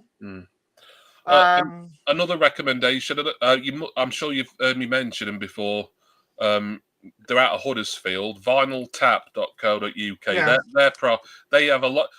I like them because they have sort of a lot of record shops like the bricks and mortar ones who are also online. They don't tend to list their second-hand stuff, whereas Vinyl Tap do. Yeah, not all of it, but a lot of it they do. I thought. I mean, there wasn't anything I particularly wanted. Yeah, There's another one you mentioned before as well, which I looked up and I found something I meant to order. I mean, I've tried a load of different. Was there one in Glasgow or Scotland somewhere? There's one in Glasgow called assai.co.uk. They're good. Yeah, how do you spell that? Highly recommend them. I'll just put them in the chat as well. This is obviously not just for Stevie's benefit, but for anyone really. No, it's just if you just like online record shopping and browsing, then here's some sites that I massively recommend. Juno, Vinyl Tap, and Assai, certainly. We had the Facebook group where you put all the different sellers and stuff. Have you updated that recently? I didn't even know it still existed. Oh, right, okay. I think it's still there. Is it? Yeah, I'm just saying it would be, or at least there's a group. I don't know if it's our one. I'm pretty sure it is, but I could be wrong. I don't know. I don't think I'm a member of anything like that. Yeah. I just thought it'd be a nice thing to redo because there's quite a few of us now. Yeah, I haven't got any money, Jason. So no, but later on, you might do. Yeah. Right, I just win the lottery. I want to give a little bit of context to this whole my mum and her radio. Oh yeah. We need to hear the truth, here, Jimmy. And I want you to be truthful. Have you got your mum's pension book? Is that what's going on? Because there's a lot of spending going on. There's a lot of spending going on. You haven't got locked in a room. What happened? Right. My mum doesn't do the internet first and foremost, but my youngest, Alice, who does sometimes come into the chat, I don't think she's here now, but if she is, she was for a bit. Yeah, she was. With all these old farts, I don't think she wants to stick around too long. But Alice will watch my videos, especially my record ones, but just to report back to me mum as to how much I've been spending, because I don't always remember, but often I say how much things have cost. So what you remember it was actually December I bought it, but the video came out in January. I bought that Rolling Stones in mono 16 LP box set. Oh. That was I think £305 if my memory serves it. Almost £309. Oh, yeah. Forgive me. And it was £350 when it came out, isn't it? It was, yeah. I've seen it in my local record shop, and they're still asking $350 for it. I justified it in the video and just in general by saying, well, yeah, it was £309, but I got it over 6 installments, interest-free, via lay-by, the layaway company. For a minute, I thought you were going to say, I justify that, saying, no, you're not having the radiators. This And, is the stones we're talking about. And when I went across to my mum's for my dinner one day, she was like, "Right, I know what you've bought recently." Even though it wasn't that recent, because the video I'd filmed it a few weeks previous, but I know what you bought. That Rolling Stones box set, that was over £300. Yeah, but I paid it off over £50 a week, and then she said, "You know how much I need new radiators in this house. You can pay me you can pay me £50 a week." And plus, I'd sold a few Funko Pops as well, so she knew I'd got some money from selling some pops that I didn't want as well. So you've only got another like 400 to get rid of then, really. Yeah. So basically, my mum keeps saying I owe her £600, and she wants 300 up front, and then she wants another 50 a week. But like that was absolutely weeks ago, so I'm sort of late with everything. It's sort of, that's the thing with me mum. She's joking, but like she does manage to. Is she trying to say to you really she wants some rent? She wants some rent from you. Is that what she's saying? Well, I don't live there because that's always I live across the street from her in my own place. Yeah. So I always say, well, that's not. Hang on, that's not too far away. Are we talking like? Oh, I'm just using your laundry machine or something. Oh, well, yeah, I do that, and I go for my dinner. But I mean, shameless. Hang on, you go across the road for your dinner. I've been to his house twice now, and he doesn't make me a cup of tea. His mum makes me a cup of tea. Well, no, that's only Jason. You know that's only because if my mum comes to say hello, I know she'll do it. You know how small my flat is. I mean, yeah, I know. Especially now with all these records and. I was just going to say, where the hell do you put them all? I've been in there, and you've got like next to no space. I know. It's like a Tetris puzzle these days. It really is. Just trying to find room for all these records. So yeah, that's basically where this like you should be paying me £50 because I paid £50 to Mr. Amazon, as my mum calls him. Yeah, I should be paying £50 a week to her instead of buying Rolling Stones box sets. And and plus Alice, she likes to get me into trouble by letting her know what I've spent on, oh, he paid such and such for something. Oh, he paid such and such for something else. Why? So, it's funny. It's funny. She does need new radiators. Is the answer to that? Yeah, but she's needed them. I mean, like she's been in the house 30 odd years, and she's had new boilers, and she's done up rooms and a lot of stuff. But those downstairs radiators are pretty pathetic, really. It's kind of funny because my mum. I don't know. Yeah, my mum's the opposite. Right, she says, "Well, hang on a minute. You don't smoke, you don't drink, you haven't got a car, so you might as well spend your money on something you like." So, like, yeah, fair enough. I do feel guilty when I spend too much. Jason, you haven't got a car because you're blind. Like no, but even, all right, fair enough. But yeah, that's a bit harsh. You don't. Well, it is. Right. It's true. It's true. You don't smoke because you've got so much else wrong with you. That'd just be asking for trouble.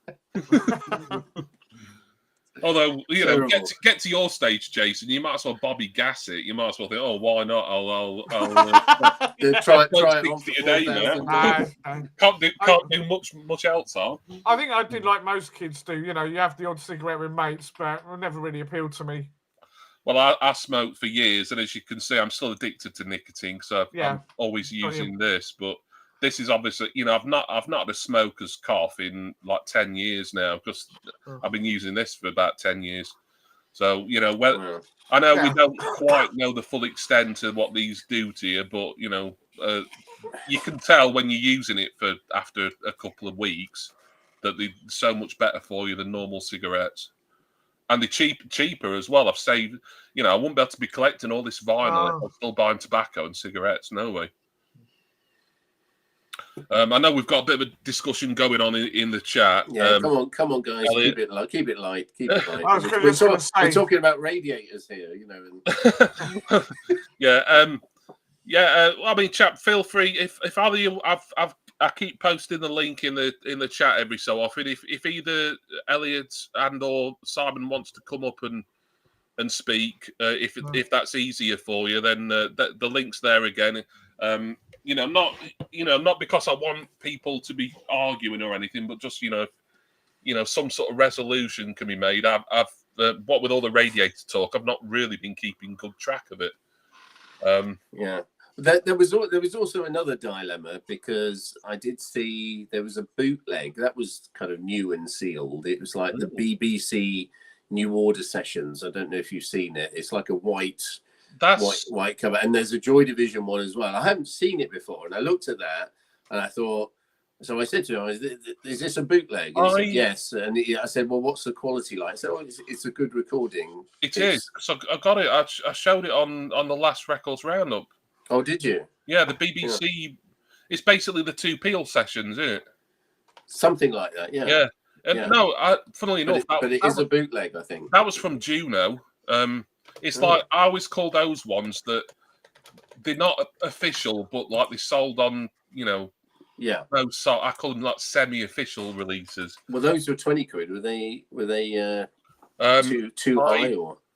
I paid for mine from Juno. That would have been, it was around the 18 mark. So a little bit cheaper. So I don't know if you're at the record fair, you don't know if it's fairly priced or if it's new to you. You think, well, but they were making, they were printing money, because there was people handing over money left, right, and centre. I went out for a bit of air, and there was like a guy.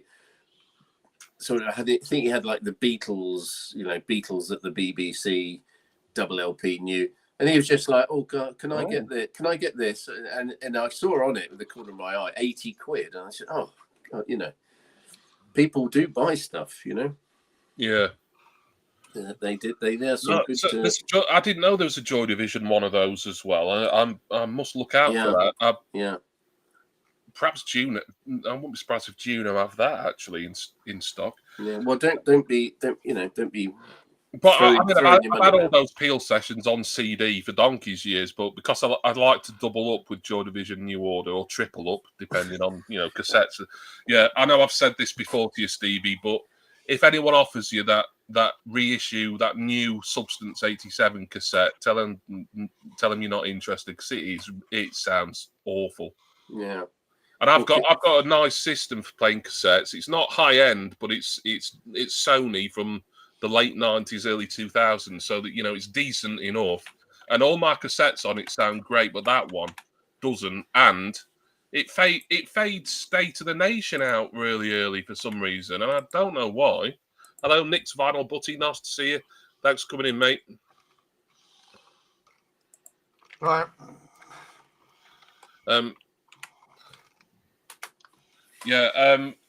Elliot and Simon, I know you two don't see eye to eye particularly, and it's none of my business as to the whys and wherefores.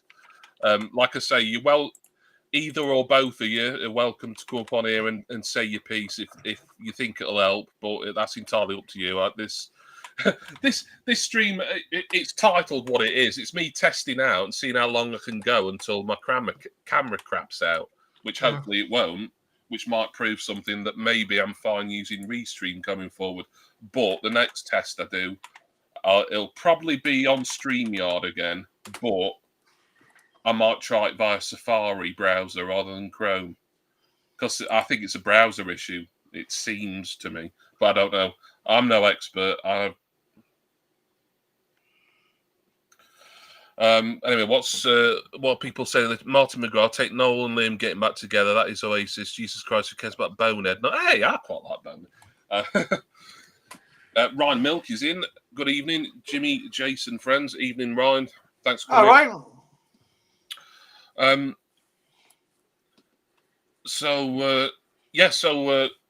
We were kind of talking a little bit about record shop recommendations. Yeah. I've given 3 in the chat. Juno, I think they're great. The prices are competitive, and they send stuff out really quick as well. Like often you can buy something like at midday, and then you've got it the next day, and that's on the cheapest postage level, like Royal Mail First Class. Vinyl Tap, I think, are very good. They've got a lot of choice for a lot of artists. Assai in Glasgow. Anyone else I've been particularly impressed with recently? I've used so many. That's the thing that I know I'm forgetting some really good ones. Yeah, just watch Records Roundup. Have a look when I put the information up. Have a look at the logo, and I usually say who I've got it from anyway. So you'll see which shop I'm there, and if chances are if I've bought from there and I've bought from there repeatedly, it's a recommendation in one way or another. I'm just going to nip to the loo, Jimmy. Okay, all right. I'll be back shortly. Charles Watt says, "Didn't know the Gallagher's were on tour." Neither did I. It's news to me if they are. Yeah. Sorry, Jason, you were going to say something. No. Just looking at that. No, I'm not. The thing is, I'm not. I suppose because I don't buy anywhere near what you buy in terms of records. I've not got, if you like, dedicated shops I go to really, apart from Vinilo, obviously, because it's local. Oops, sorry, I'm dropping stuff. I love online shopping. That's the trouble. Like, I know you do. Yeah, but you love records and you love browsing at all the different online record shops. It's pretty much a recipe. I will about my bank account, really. Yeah. I don't know if you class them as a record store as such or a label. I'm not really sure. It's Townsend Music. I do buy a bit of stuff from them now and again. Yeah, Townsend. Yeah, because they run a lot of the artist stores, them. So they do, they're good for certain exclusives, like the Cooler Shaker LP I got. That was a Townsend store exclusive. Yeah. That one. They're good. They're good for that. I don't know. I don't know whether they count as a store or a label or what quite. Because there's a lot of people that, what should we say, are on their own labels now, and they get distributed by Townsend. I've got the new Feeder album on pre-order. That's coming out next month. I went and got the bundle, and as you know, I got those Jesus Jones records for like £12 each or whatever it was. Yeah, which I thought was a really good deal. Yeah, I saw some other Jesus Jones stuff, and I couldn't remember if it was anything that you'd shown, but it looked like there was more that in that reissue series. I think there was a live one. There is, there's probably a remix one or some sort of compilation as well. The remix one is called, I think it's called something like Scratched or something like that. Yeah, I think I picked up a version of that on Record Store Day. Was it last year? I think. So I've got that one. That was the multi-coloured vinyl with all, I think about 3 different colours mixed in together. And there is a live one. There's the best ofs, which is I think if it's the one I think it is, like it's a 15 CD set, and it's pretty much everything they've ever done. Remixes, B-sides, everything. Bit like the bit like Handbox I've got for Adam and the Ants. So, yeah. No, I don't know if I'd get that, because if you've got all the songs on there already, I'm not really one for best ofs unless they've got something additional, new that I haven't perhaps got or whatever. If I'm a complete, like a proper completist with someone like New Order, I didn't need more copies of Substance because I already had it on tape and CD. But I always wanted a vinyl edition, and then I ended up getting a new CD edition because that had bonus tracks on, even though I've got them bonus tracks elsewhere. Ricky Gervais used to manage Suede. Yeah, I forgot all about that, Martin. How weird that I forgot that. Wow. That's a weird sort of connection, isn't it? Reference. You wouldn't expect him to do something like that. I mean, Ricky Gervais, he was a pop star briefly in the early. That's 80s. True. Yes, he was. Yes, I'd forgotten that. I've heard that track as well, and it weren't bad. All right, here we go. Another first timer on the channel is the man. If I can get him on with the vinyl butty, it's Nick. Hi, Nick. You all right, mate? Hello. Greetings, sir. I can't see bugger all. Oh, can't you? So she want to borrow my glasses. Jason, you don't wear glasses. I know, exactly. Oh, there I am. Glasses, polishing a turd. Nick's caption today is "Up yours, Nike and the FA." I think I know what that's in reference to. Right, okay. Yeah. Yeah. Right then, Jimmy Milado. Hello. Let's sort a date out. For the two-tone stuff. Yes, Yes, that would be nice. I mean, it's basically up to you. I know later on in. Well, sorry, Jason's just started giggling about something, and I'm not sure what. You So. didn't see what Stevie did. Sorry. Sorry, no. Oh, didn't I? Okay. Persons unknown interfering. What the hell are you doing? Right. Well, we planned something for in 2 weeks. Hello, Nick. Right. And then. Oh yeah. 3 weeks afterward, 2 weeks afterwards, Jason's away. So we're talking April. Yeah, didn't you say it'd probably be or May? Well, April so far, but if you'd prefer May, then it's entirely up to you. What I was thinking, if with Jason being away on, remind me what date you're away again, Jace? On the 14th, that's the gig. Right. Now, I mean, I don't want to insult Jason here, but if you want to do that date, it doesn't really matter that he's not here. Sorry, Jace. Unbelievable. But otherwise, we'd reschedule for the following week, which would be what, the 21st? Is that of April? So that's yeah. Are we talking a Sunday? Yeah. Oh yeah, it's always a Sunday, mate. Yeah. Well, yeah, it is. But if Nick, do you want to make it the first Sunday in May? First Sunday in May. That is the 5th of May. That'd be ideal actually, because if we went back when Jason's back on the 21st, then I'd do a tier list or something like that. Then 5th of May is 2 weeks after that. So that'd be ideal actually, Nick. Yeah, great, lovely. So things are getting a bit OTT in the chat. Yes, well we can see Jason. You don't need to kind of commentate on it. Well, leave them to it. Okay. Jason, the point of being a moderator is if you can do it in silence, that I'd really appreciate it. Yes, mate, all right. You don't do anything in silent, do you? And I do literally mean anything. Well, he's muted half the time. So, what sort of format are you wanting this to take? Just kind of, I suppose. I don't want to put any sort of undue pressure on you, but I suppose it'd be a little bit like kind of like not an interview as in, I've got a load of questions here, I'm going to ask you specific stuff, but just sort of your anecdotes and feelings about the origins of two-tone, the general scene of the late 70s, early 80s, recommendations on albums and stuff like that, and songs and bands and artists. Well, that'll take me all of 5 minutes. Oh, and me and Jason will just kind of sit here and nod quietly, won't we, Jason? Yeah, because you could do that, can't you? Yeah, if you get. Yeah, I'm giving you about 7 weeks' notice, Jason.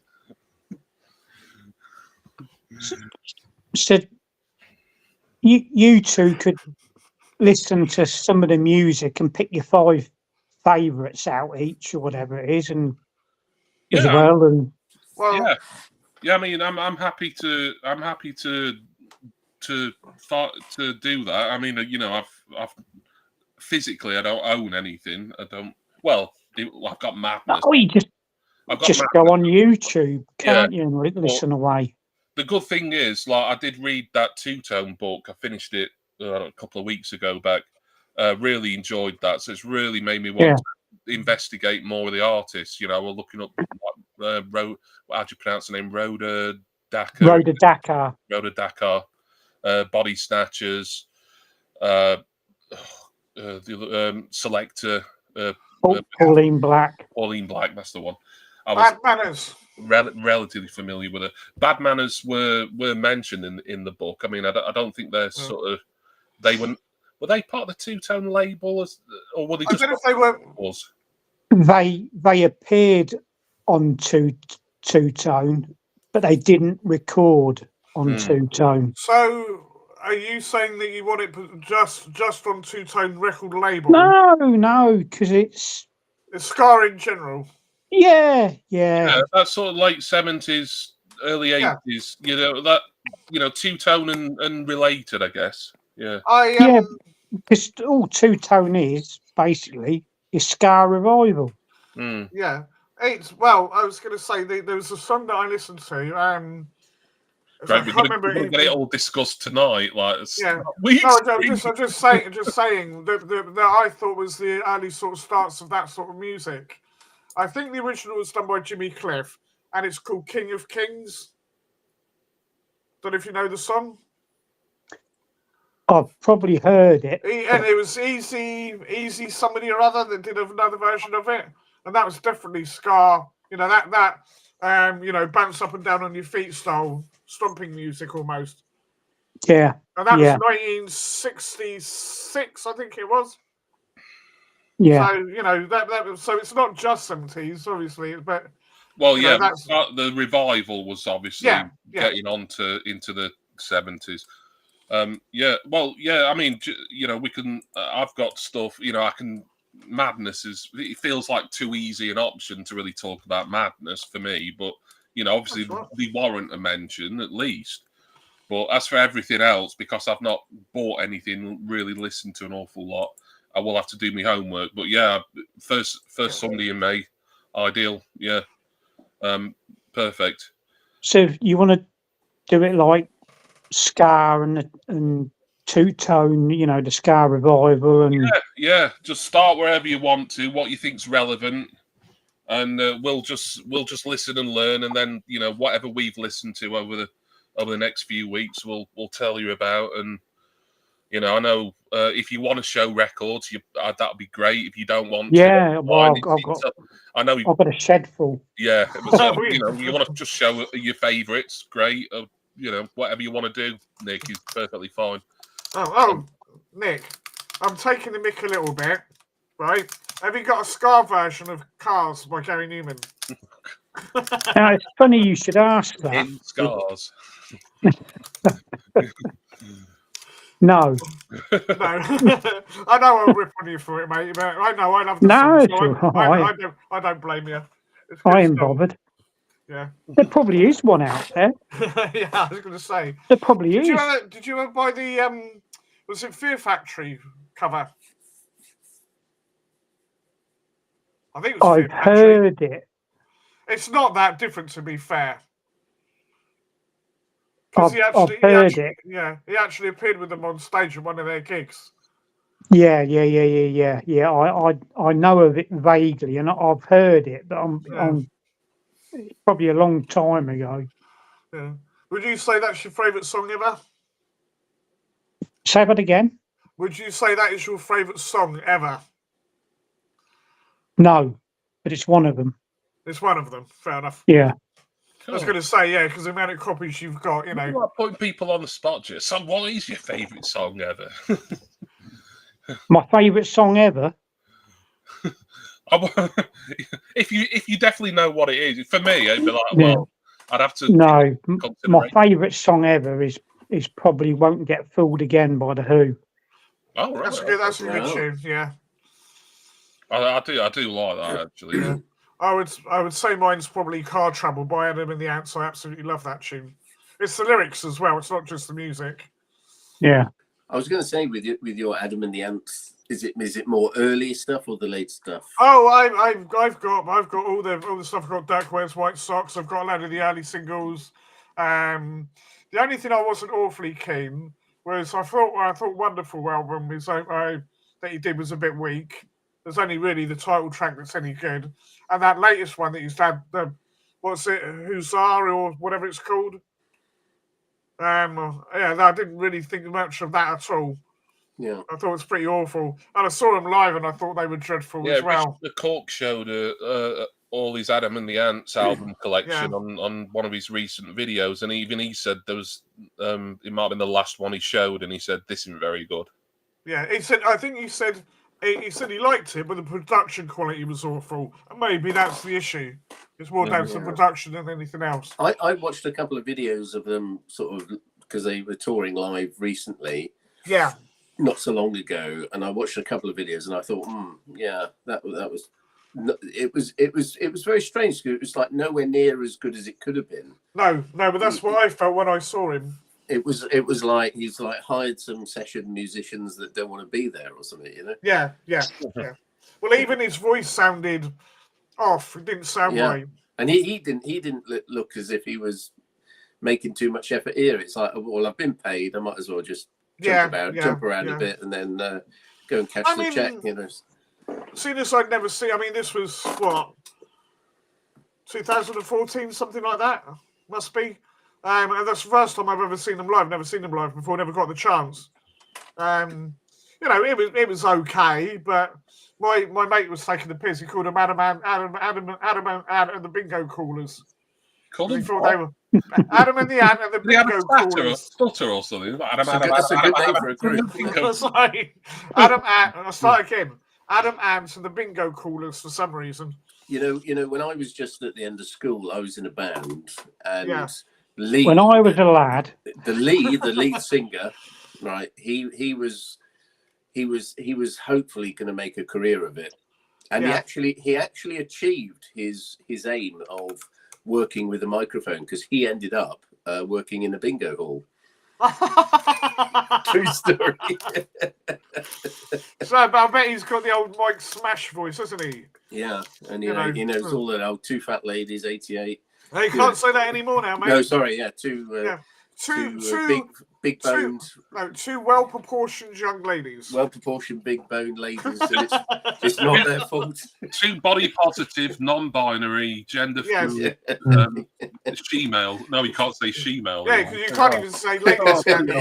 That's Nick, help me out. That's a different video. What can you say and what can't you say there? Yeah. Jimmy's just having flashbacks of the videos he's been watching. Two plump munters. What the hell does it matter, eh? Bingo. Yeah. Jesus Christ, what does it bloody... This is what... This is going to get me started now. Sorry, dude. No, don't start. No, this is your platform if you want to speak your mind. I'm fucking sick to death of bloody woke. Yeah. Nick, you're eating crisps. I am. No, I'm eating a banana. Yeah, okay. Yeah. The idea behind it, there was a lot of merit to it, but it's gone to extreme. Yeah. They won't. Pardon my language. They won't be fucking happy until everything's cancelled and we're all sat here like nuns in a bleeding nunnery or whatever, you know. Yeah. They won't be happy till we're all sat here. Everything's cancelled, and and then what next? Oh, you can't eat meat. You've got to eat bloody grass now and drink water. And you can't eat grass, mate, because that's environmentally unfriendly. Yeah, that's methane. That is cancel culture and woke. What a load of bollocks it is. We're really dealing with the issues tonight. You know, we've had tea time. We've had Desert Island Disc with Rammstein. You know, we've had bingo calling. We've had Radiator Gate. I mean, those who know me know that I am, I'm pretty left wing on a lot of things. But when it comes to cancel culture and stuff, there's a lot of lefties who I think, just wind your neck in, will you? Come on. Like, I go on, there's this forum, and I'm not a member of it because I know that as soon as I'd sign up, I'd say something to offend someone and then get booted. But there's a comedy forum. It's a I won't mention it by name. It's a well-known one. It's been going for years online. And a load of the threads are by people who were like, I feel guilty for laughing at this, like now, because it was made 30 years ago and it's got a little bit of racism or sexism in it. And I'm like, if it's funny, it's funny. It's something, classic comedy is going to be funny today, it's going to be funny tomorrow, and it was funny 30, 40 years ago. And people are actually beating themselves up on this one. Oh, well, that doesn't age well, does it? Oh, no, I refuse to watch that now because so-and-so wrote it, or such and such made a misogynistic joke in it. Oh, it's like, bloody hell. It's like, just enjoy yourself. Just watch whatever you want. You're not harming anyone. I'll tell you what I was watching bits of today, and it come up on my feet on my YouTube feed for some reason. Love Thy Neighbour. Yeah. Oh, crikey. Classic, Yeah. Oh, crikey, yeah. I mean, that was controversial back in its day, weren't it? Yeah. So, But I remember it was hard. I think it was harmless, and I think you can kind of see what the writer were trying to do. Really, maybe it was what didn't always, it wasn't always. It didn't come across how he intended. Sometimes, maybe. But they weren't taking the Mickey out the black couple next door. They were taking the Mickey out the white bloke. Yeah, because of his opinions. Yeah, and his friends. It's what was it? Do you ever remember this comic? Yeah. Oh, I used to love that. They had a character called what's it, Victorian Dad? Yeah. I don't remember that one. I remember basically it was their values from back in the day, and trying to pose it on his kids who are obviously, I mean, he wasn't Victorian himself, but he just adopted them values. And it's like, with the nonsense of, you've got to cover the piano's legs up with a skirt in case you get aroused or something, You're not, I remember that. You're not allowed to show, there was a risky sort of pamphlet, wasn't there? Like Victorian porn, and she was showing a bit of ankle. Yeah. But it was, it's that sort of thing. It was like, people's opinions of what was appropriate at the time. And like now we, people don't think anything of it. They think it's silly. Yeah. I'm quite open-minded to things, but at the same time, I don't want it shoved in my face every 5 seconds. Yeah. I try and be open. I try and see other people's point of view, but like I'm such a lover of classic comedy, and when like some of my favourite shows, there's people like trying to cancel them or trying to say you shouldn't laugh at that anymore, you shouldn't even watch it anymore. I'm like, no, I'm sorry, that's just a step too far for me. It really is. Yeah. Yeah. And Ed N.R. Putnam. Yeah. Remember that? He wasn't it was written in that one. He wasn't very complimentary about the Indian natives and yeah, sorry. But I think that's why I like South Park. Because they're not. Right. I'm not just saying. Yeah. He's just earned another muting for that because I don't want to talk about bleeding South Park. You're very show me a middle finger as much as you want, Jason. But I'm not. I'm not having a discussion about cancel culture and British comedy descending to one about your crappy cartoon that you like. I'm sorry. No.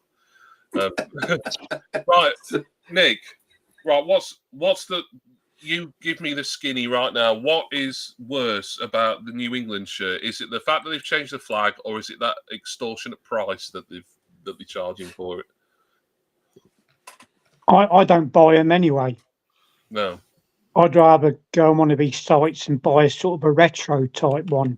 But yeah, if I'm totally honest, I haven't bothered a great deal with football for years. No. Yeah. And I was kind of getting back into it slowly. I lay my cards on the table. I've been Man United since the '76 Cup final. Ooh, I wouldn't put you down as a Man United fan.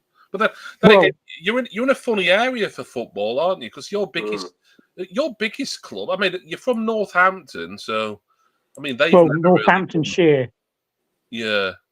Just trying to think what big clubs you'd be near to, really, when it's difficult. Well, there's Milton Keynes, isn't there, down the road from us? Oh, yeah. Northampton Town. But originally, I was going to be back back in the day when football sticker albums sort of started coming out and becoming popular, I remember borrowing a school friend's one. And I'm going back. I was at junior school, and it's before I was like, I must have been about 8, 9 years old, something like that.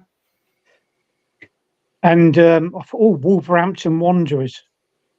Any team that has a wolf or is nicknamed the Wolves must be hard and tough. Yeah. And I thought, they're the team for me. They're the team for me. And come cup final day, 1976, my dad and my uncle come back from the local pub, and my uncle was sat in front of the telly watching the cup final, and he was a big Chelsea fan. And he was cheering on Southampton because his hero, Peter Osgood, was playing for Southampton. Yeah. And I thought, well, stuff you. I sat there cheering on Man United, and it's stuck ever since. It was Southampton who won that cup final, weren't they? Yeah, 1-0. Yeah. Were they in second division at that point as well? Yeah. Yeah. But I've got a liking for Stoke City as well, because my mum was raised in Stoke-on-Trent. Fair enough. And when we used to go up and see my grandma and that, she used to tell me all about when Man United came to town, and the shopkeepers used to board up the windows in preparation and all that. And she'd tell me all about Stanley Matthews and Gordon Banks and people like that, you know. Yeah. And I used to. Go on, you carry on. No, I was just going to say, I used to, because I used to be in the foot, you had that, it's the old Panini sticker albums, wasn't it? Yeah. Yeah, I had the whole thing of football 1980. It took me ages to complete it. Yeah. Do you remember the Megabus when that started?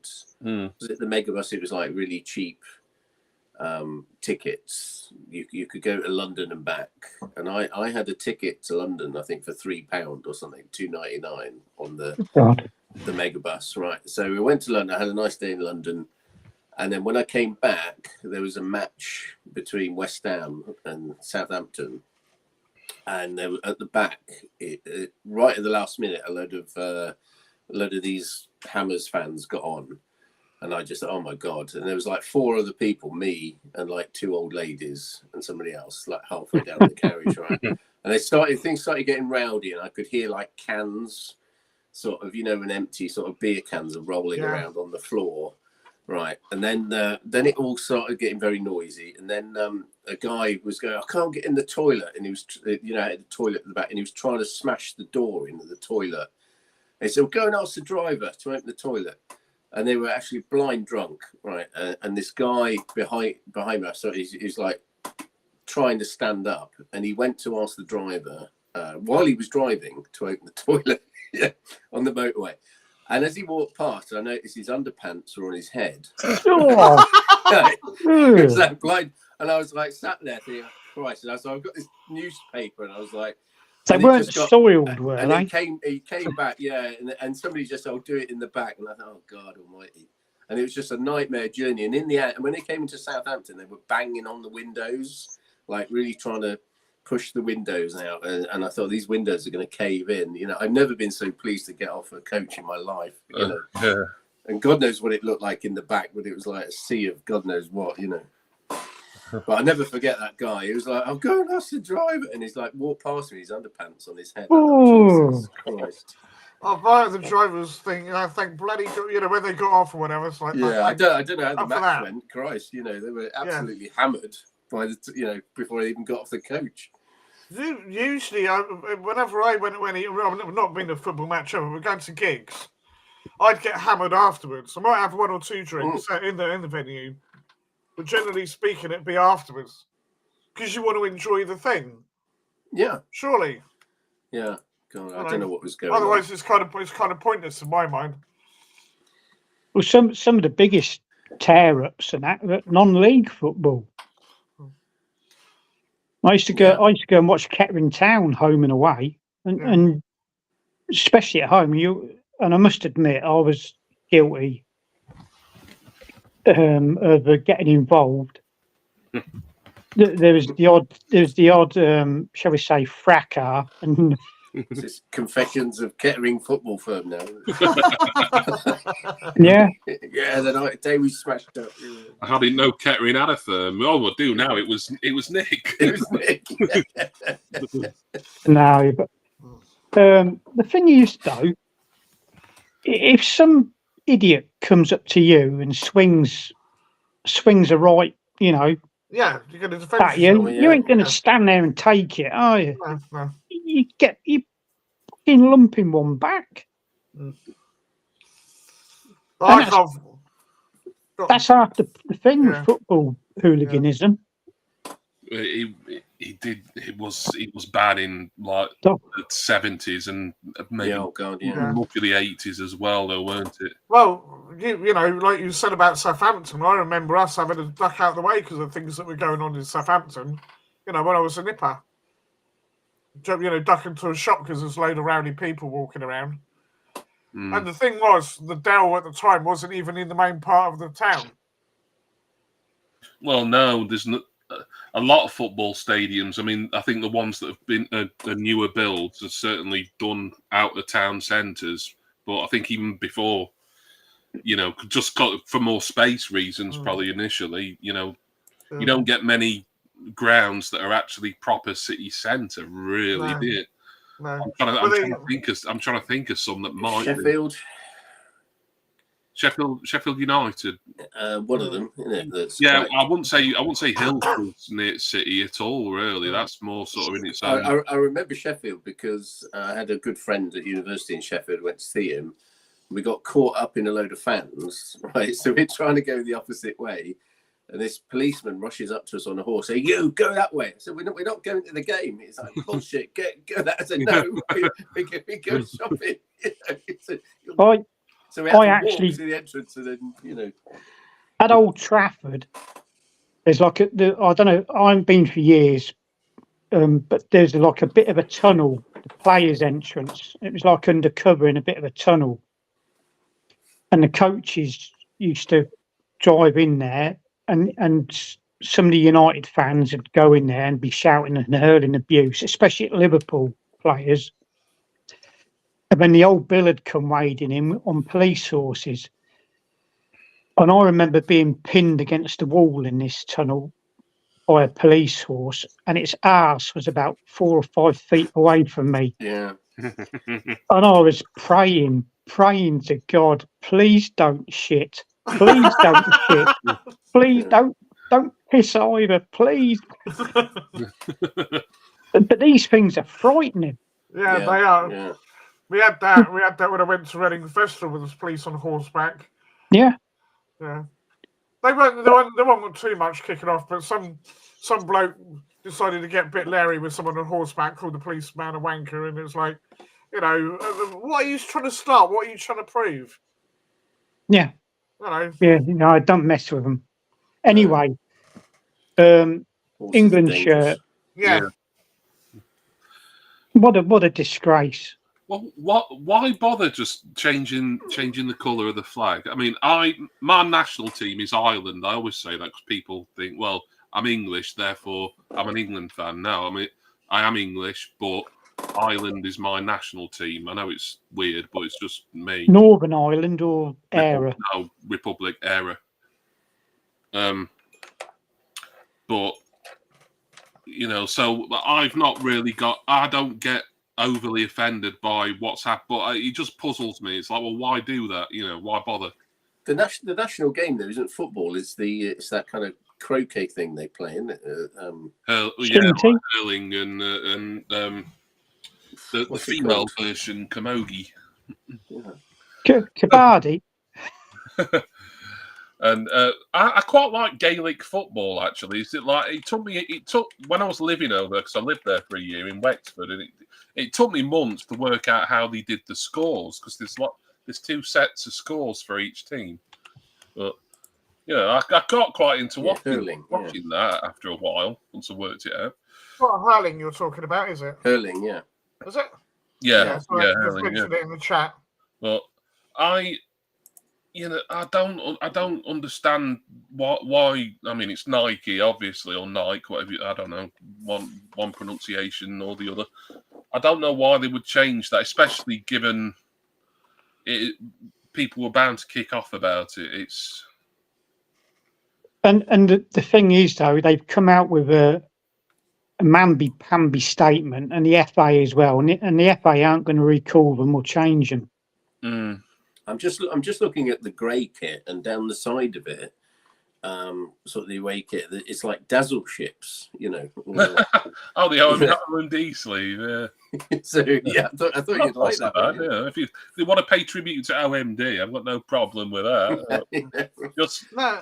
But it's the price of it. It should be the sort of like 15, 20 quid, really. What I don't get is shirt. Why aren't we allowed to be proud of our national flag? Well, what's so wrong that they've got to change it? Because back in the day, I used the word skinheads, but proper skinheads aren't racist. Boneheads. Yeah. The boneheads used it as some sort of, well, it is a nationalistic symbol, isn't it, really?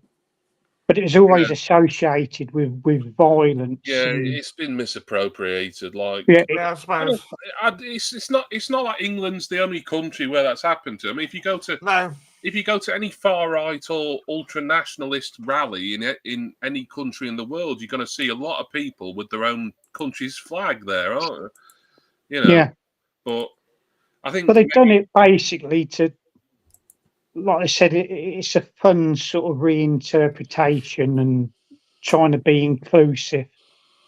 Well, it doesn't matter if you're black, white, gay, straight, or whatever it is. You can still follow football. Yeah. You know. Yeah. No, I just don't understand it. And I find myself getting more leaning to the right the older I get. I'm just being wound up more and more and more by this woke. Oh, you get more right wing as you get older, and I don't think I've got more right wing, but I've certainly got a very anti woke over the past. But the thing is, like, if you go on social media and say I'm anti woke, then people just assume, oh well, you're right wing then, and that's what I don't like. It's like, yeah, well, because that's all they've got, Jimmy. That's all they've got. The thing I've found is, like, when you leave school, you're sort of like left of centre. Then you grow, as you get older, you come more to the right. And now I just hate all politicians, like whatever, you know. I really dislike nearly all the political parties. I want solutions, is what I want. I couldn't care less where they come from. Yeah. I missed my opportunity for a joke then when you first said that. Oh, thank God for that. They said, well, it depends which way your testicles are hanging, isn't it? Yeah, great. that doesn't provide a solution. You should be on stage, Jason, sweeping up after people are chucking rotten tomatoes at you. Yeah. Sorry. I think I've still got all or many of the left wing values that I've had since I was a teenager, but all this cancel culture and this, namby-pamby into essentially made up kind of problems and made up things, like non-binary people, for instance. That isn't a physical thing. That's just something that in someone's head that's become, oh, that's now a designated category. Like, I'm not. They should be protected as much as trans people or as much as gay people. I don't get what they mean by non-binary or binary or whatever, because to me, right, at least when I was at school, binary was all to do with blooming, machine code and computer code and everything else. That's one definition of it, but it does mean more than that generally. Yeah, that's right. Well, I'm very kind of. It's fine if you don't identify, because some people a very small percentage don't identify as male or female necessarily, but that doesn't alter what biological sex you are or your chromosomes, you know. Exactly, and that's always been my feelings on it. It's like, you know, if you want to live your life in a certain way and you want to have a certain identity that might be kind of not unique, but, you know, on the fringes or whatever, if you're not doing any harm to me or doing any harm to other people, then go right ahead. But you can't, you can't change biology and you can't change science. You were what you were born, and you know, yeah, it's an accepted fact. But Yeah.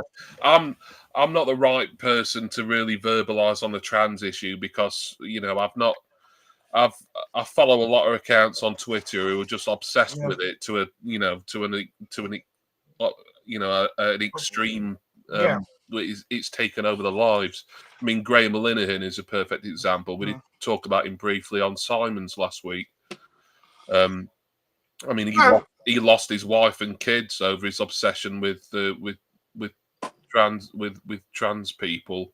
And all you have to do is just go on his Twitter timeline, and he's just full of it all day, every day. It's like he ain't got anything else in his life.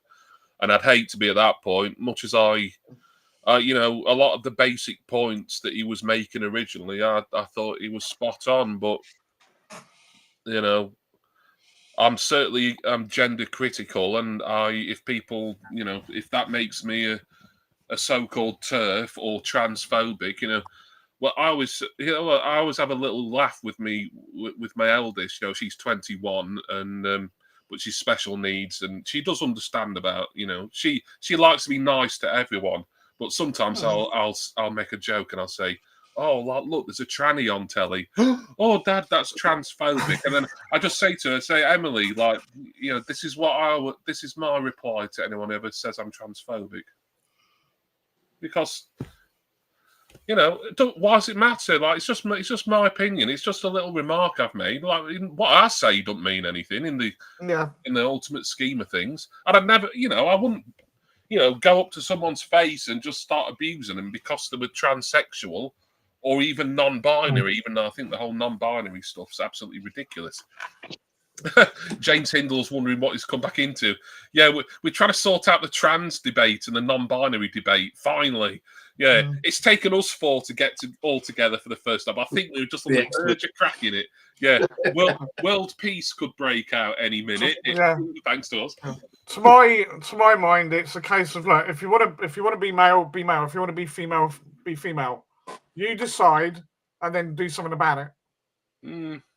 Yeah. But don't keep, you know, it's people can be whoever they want to be. Just don't simplified it a little bit there for me, Jason. It's not like, oh, if you want to be male, be male. I mean, yeah, you can say you're male. You can. All right, I prefer to look at it when it's like a man dressing as a woman. You can dress as a woman. You can say you're a woman. Even you can think like a woman. I suppose. Yeah. You know.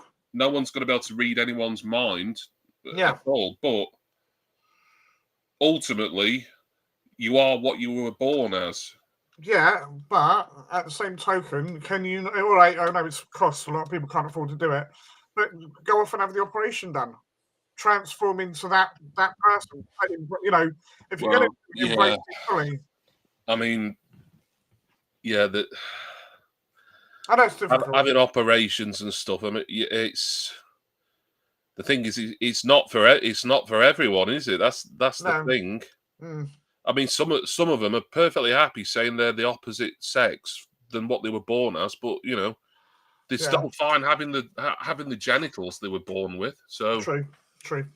You know, I don't know if Martin really appreciates this. All right, Martin, what topic do you want to touch upon? When we were kind of on the New England flag, the flag that we've got to all salute now, and then it went on to this issue. Yeah, I won't fucking salute it, and I won't buy it. I just, as you know, I do follow England's. Obviously, if Ireland aren't in a tournament, then I will support England in that tournament. And you know, Ireland have been shit for years now. But I just speaking of someone who's a bit of an outsider when it comes to proper England fandom. For me, it's more just like baffling than any. I don't understand why they'd bother doing it. I just wish the players would say something, Then I'd probably respect them more. Yeah. But there you go. Yeah. Yeah, it is nonsense, Marty. Let me just scroll back up. I want to see that. Where are we? Vinyl Richie, I'm back, and it went off the rails. Astro Zombie, I got banned off Instagram once, and I'll always be a beautiful woman. Thank you very much. Yeah. Yes, I've seen plenty of these so-called women with beards. They used to do a roaring trade. Well, we had the old Eurovision Song Contest entry, didn't we? Was he actually identified as a? Well, he probably was. If he wasn't then, he will be now. Let's be honest. Yeah. Pat Bonner is God. Absolutely. I don't disagree with that, Astro Zombie. Right. So. Anyway. First week in May. Yeah. First Sunday in May. I'll send you a reminder a week before if you need one. But I'll get that penciled in, mate. And me and Jason will get some. That'll be that's the 5th then, yeah. The 5th. Yeah, sorry, I keep having to check back on my calendar. Yeah, 5th. I'll just look myself. It was 5th of May. Yeah, Sunday 5th of May. Yep. Okay. Yep. That is our two-tone discussion with Nick's Vinyl Butty. I'm quite looking forward to that. I reckon that's going to be really good. It's not my favourite genre, but I remember listening to a lot of it when I was a kid. So save something for May the 5th. Well. No, it's just I'm sure that Nick will remind me of a lot of bands that I'd forgotten about. Richie, wants to identify as black and demand reparations. Okay. Well, that's another thing that gets on my nerves. Oh. This reparations malarkey. I don't know. Too much of a hot potato, really, isn't it? Really. Yeah.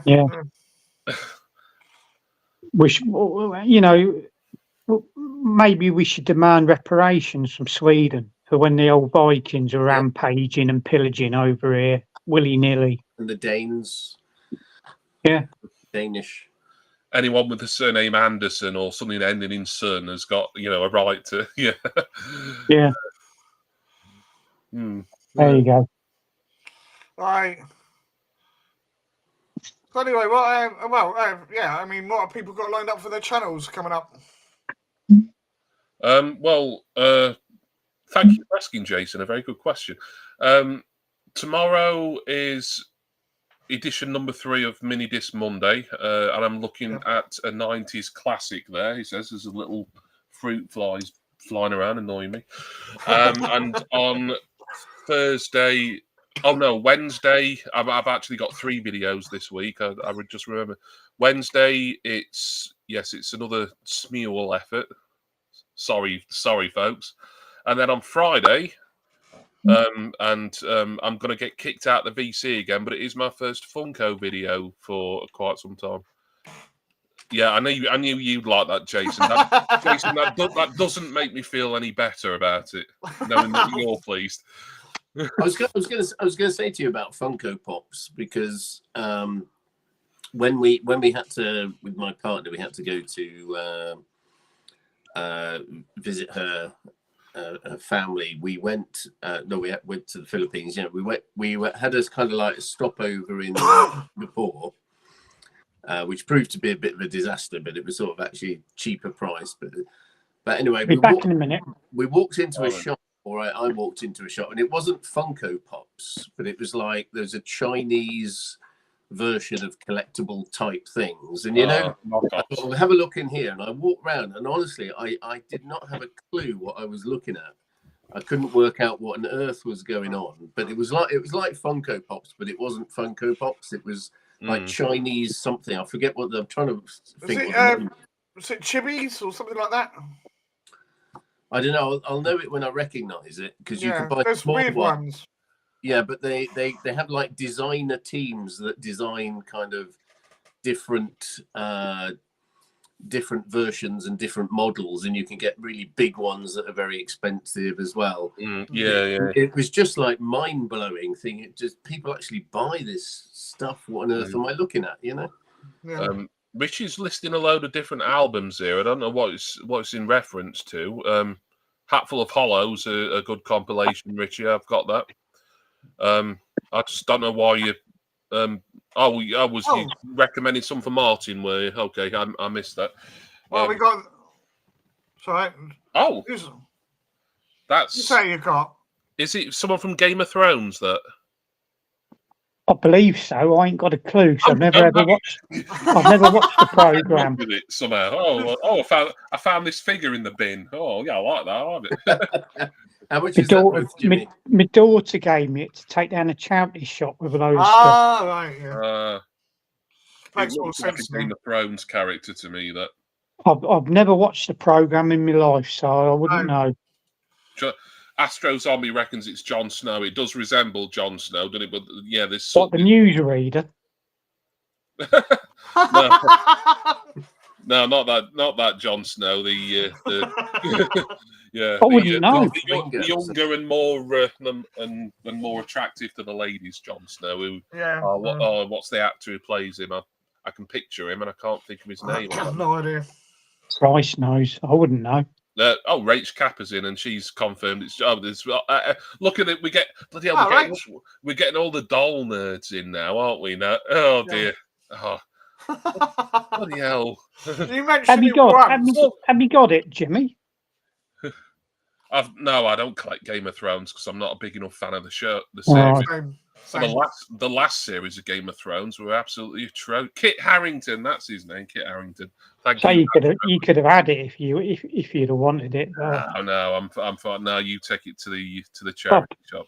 I'll probably just end up throwing it in the recycle bin. I don't want it. Stick it in a blender, mate. That'll make a fun video. Yeah. People have done videos like that as well. That's the sad thing. Astro reckons what Stevie would talk about might have been NECA or Mezco. Yeah, I've heard of those brands. I'll find a picture of it. Hang on a second. Yeah. No, NECA are well big with doing figures. They do really expensive like 80 odd points of articulation or something stupid. Wow. Oh, Jason, tell us more. Preferably when I'm back to sleep. That's what I was going to say. Oh yeah. No, you want to go, Stevie. You want to go in somewhere like Forbidden Planet, and you see some of the stuff they sell in there. It's like, what the hell is that supposed to be? Yeah.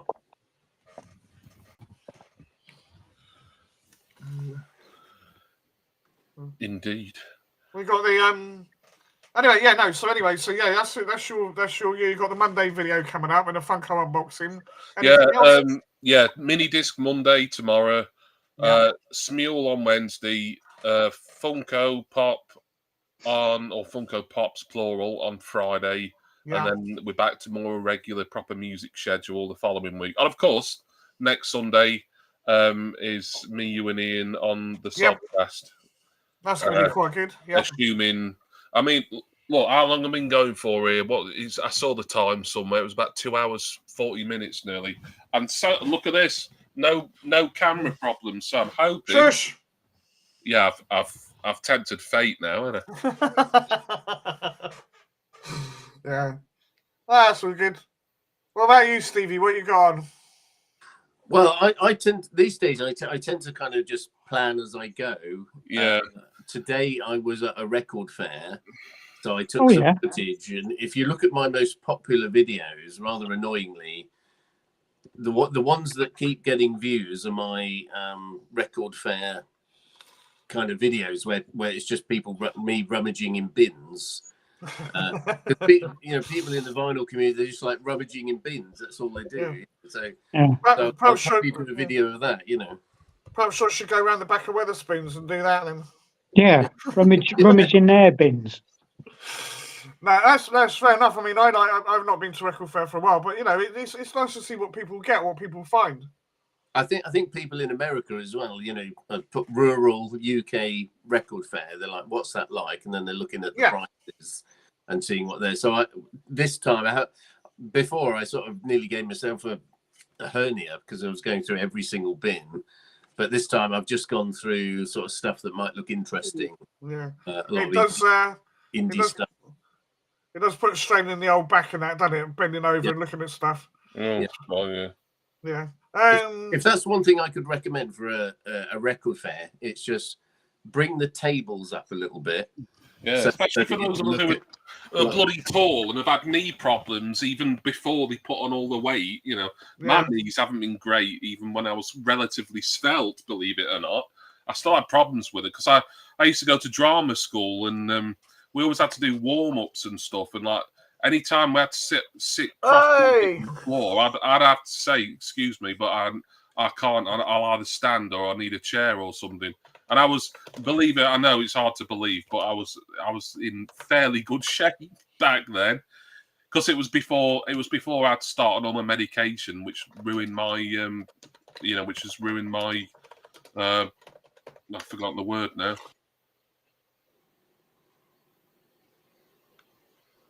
No, it's gone. No. Constitution. Brain fart. Not constitution exactly, but metabolism. Yeah. I've got my metabolism's been knackered because all the medication I've been on for years, and that's why I can only lose a certain amount of weight, and then it just nothing else I can do then. Leroy Screwballs, Jason's always bending over. Well, yeah. I'm trying to scroll. Oh dear. That's another thing I don't like about this Mac. It's so fiddly just to do simple stuff like scrolling. Yeah. Ridiculous, really. Like Jonathan Ring, I should have given him a blooming dry slap, really, for recommending this to me. Not this specific machine, but it's the operating system. Look, the guts of the computer will be very high end for the time at least, but it's the operating system and how everything works on here. It's like all arse backwards to me. Yeah. The words I'm after Jimmy's beautiful physique. Well, thank you very much. Unless you need a cheery subject, says James. Yeah.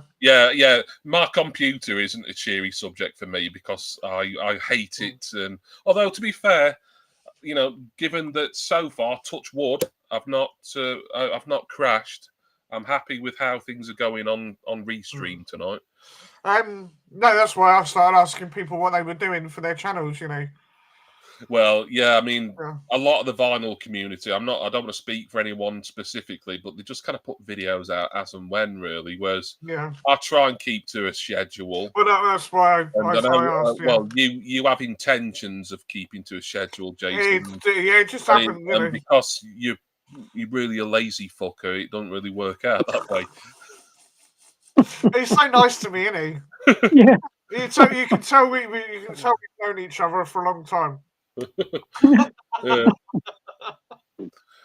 You cheeky bastard. Yeah, well, the only other person to ask is Nick. You got much planned? No, not really. I'm just plodding along. I'm going to sort of look into doing better videos and a bit of editing and whatever. Ooh. Yeah. A VC member editing? Is that allowed? I thought that was frowned upon, like collecting Funko Pops are frowned upon in the VC. Yeah. I was going to say, Jimmy, how did you sort of do your editing? How did you get so good at editing? God, yeah, you know how to swell a man's ego, Stevie. I don't know, really. I mean, I do I do almost all of it on my phone, but sometimes for certain videos, I'd rather use an iPad just because everything's bigger. But generally, that's all I use. Yeah. But It's a lot of it was practice, but I enjoy, you know, I enjoyed it. So a lot of people would be like, "Well, this is boring. I don't want to learn how to do it." But for me, Is I that liked the it. standard I sort think of iMac editor that's on there, or do you use a sort of highfalutin? I do use. I mean, iMovie for me on iOS on the phone and iPad is very basic, but I do like using it because I've just been so familiar with it for years.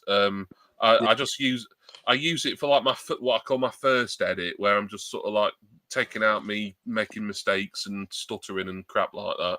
And then I use something called Movie Spirit to like put graphics and pictures and bits up. So those are the two apps that I use: iMovie, which is free, and Movie Spirit, which I got for free as like a promotion. But generally, that costs £10. But it's £10 for life, and I've used it for donkey's years, and I've had no problems with it ever. Yeah, once you start editing, you're a YouTuber and not a VC. Yeah, you've got to do the old YouTube reach across so that people can see when you're turning your phone on and off for record. Yeah, you've got to do that if you're a proper member of the Final community. No editing. So if you make a mistake, you just sit there in silence for 10 seconds and then repeat the last sentence. Now, I'm being a bit snarky, but for me, if I did videos like that, I know it wouldn't bother people. You know, people would watch them anyway. But for me, I'd be like, "Oh, why did I put that out?" It's not. The only thing we get with your edits, and I know I completely understand why you do it, right? Is obviously you've got lots of chops in yours. So one minute you sort of stood like that, the next minute you're like that. You know, it can be a little bit jarring sometimes. Yeah, and I've said before, and it's probably not that noticeable, but I have reduced the amount of those over the years. I don't think I do as many now, but I don't think you stutter as much as you think you do, mate, to be honest. I know we're doing these live streams. That's why I don't particularly like live streaming, because I always think I'm stammering and slipping over my words. I don't think you do it any more than any other people do. Personally. Stevie and Nick are just maintaining a kind silence there. I'm determined to shit at this, whatever you do. Maybe I'm being too nice to you then. Not that you deserve it, but you know. I don't deserve it, Jason. No, you're right. I can't say I've ever heard you stammer. I honestly don't notice it. I mean, as I say, I've met him in a lot of it is in my own head. It's just my own. You know, I'm too much. I don't want to say perfectionist, because that makes me sound like I'm striving for excellence. Too self-critical. I'm not, but I do get sort of very self-conscious. I think is a better term, really, self-conscious rather than perfectionist. Yeah. Do you know when you're looking for a picture on your computer, you can never bloody find where you've put it? I'm gonna email you a picture of this Singapore shop with this kind of Chinese Funko Pop type things in it. Oh yeah. I've got some video of me walking around, and I'm sure it's there. I know where it is now. Astro's not noticed any stammer. Oh, good. Because I feel like I'm erring and. Henry Moyne. Hey everyone. Hello, Henry. Thank you for coming in. I'd like to think that my editing. All right, I know I make mistakes now and again when I'm not checking it properly. Well, like having your slides open in a video. Yeah. No, I'd like to think my editing's a lot better than it used to be, though. Right, and I'm able to put in the no one here used to know you, Jay. So we just got to. No, I know, but I'm just saying, you know, and right. If I'm going to be honest, right, here we are. Both you and Ringo have helped me out with that to a degree. You've pointed out what I need to do, and I've got in, I've learned stuff, and I've done it. I'm nice. What's Stevie up to here? Right, hang on. I'm going to show you. Oh yeah. I'm going to show you a couple of pictures here. Right. It's actually called Pop Mart. Let me see. I'll make you big, actually. Yeah. Can you see that? Oh yeah. You need to go. It's going to be to our left, isn't it? Oh, I might. Yeah, I could take the chat off the screen for a moment if people. Is that focus? God, they got loads of stuff, haven't they? Hmm. Absolute tons of stuff. Oh yeah. Oh. A lot of that's going to be what's it, anime and manga related. Nerd. Yeah, it's called Pop Mart. That reminds me of the place Toy Traders I went to in Vancouver. That's absolutely huge as well. A lot of the stuff was quite pricey as well. So you think, they are. Yeah, silly money. You get an exclusive preview here. I hope you appreciate it. Oh, that's cool, mate. Yeah, it's cool. No, you should watch that. There's something a bit different, isn't it? You know. This is out Jimmying Jimmy. That's not an easy thing to do either. I'm trying to play down all the Dolly stuff now. Oh. You don't do anywhere near as much as you used to. I've got no street cred with the VC as it is. Yeah, I mean, look, I do a stream with Jason, not suitable for Mum Chloe for one thing. What's going to happen to my channel if I put this out? Oh, you'll get reviewed on a certain daily show, I'm sure, with and not particularly positively. I would have thought. I didn't know Stevie was into this stuff. Yeah. He's got a few VC card. You have a few what the hell are you doing comments, I expect. Yeah, there we go. Did you enjoy that? That was good, mate. Yeah. Yeah, it's nice seeing them. I couldn't work out. I walked into the shop. I couldn't work out what the bloody hell it all was. No, a lot of it I wouldn't know what it was. Right. I'll show you the front of the shop actually, because that was it. Pop Mart.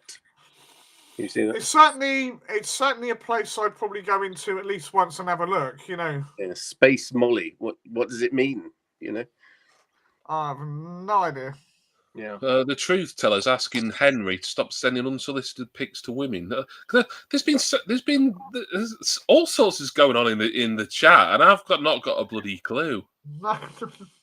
Everyone has different interest. Well, that's right, Rach. Everyone does have. Rach Kappa, by the way, long-time subscriber and good friend to me and Jason and other people.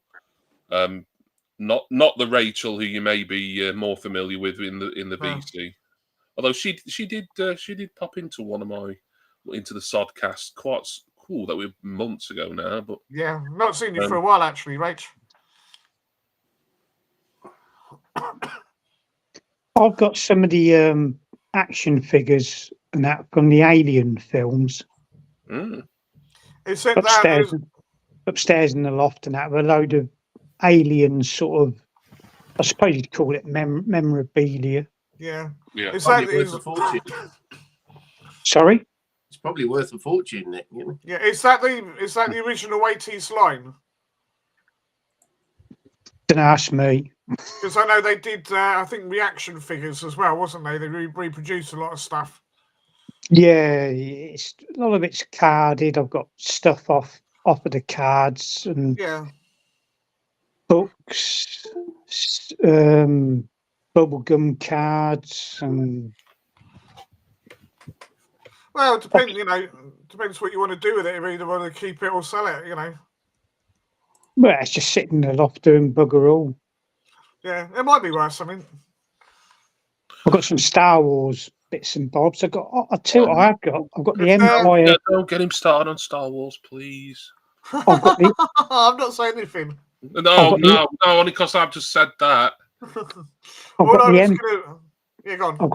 got the Empire Strikes Back on Cinefilm. Oh wow! Cinefilm, blimey. Yeah. That's going to be worth a fair bit. Well, now you bring up films. I like this question from Astro because he's asking us about the opinion on Aaron. Is it Aaron or Aaron Taylor Johnson being the new Bond?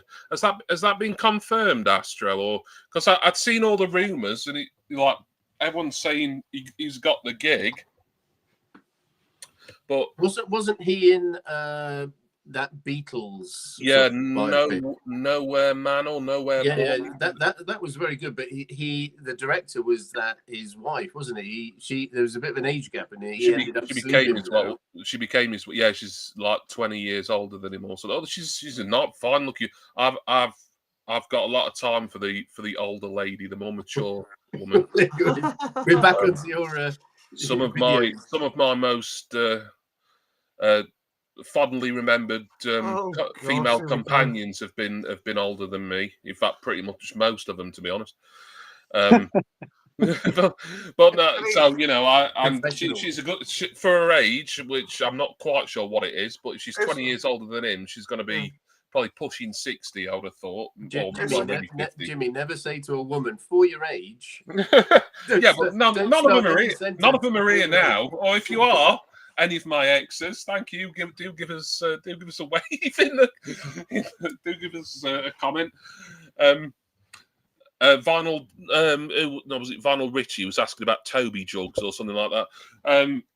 Well, they don't count as dollies. I suppose they're a type of collectible, though. They are, yeah. Yeah, but Aaron Taylor Johnson, he played John Lennon in the Nowhere Boy. Is it Boy or Man? I can't forget. I think it was Nowhere Boy, wasn't it? Because it was early life. Because it was top of the bus. Because funnily enough, I only saw that for the first time about 3 months ago. I'd never seen it before, and then it came up on, I think, was it Paramount or Netflix or something? And I thought, oh yeah, I'm a Beatles fan. I'll watch that. Yeah, a lot of people were pushing for Idris Elba, weren't they?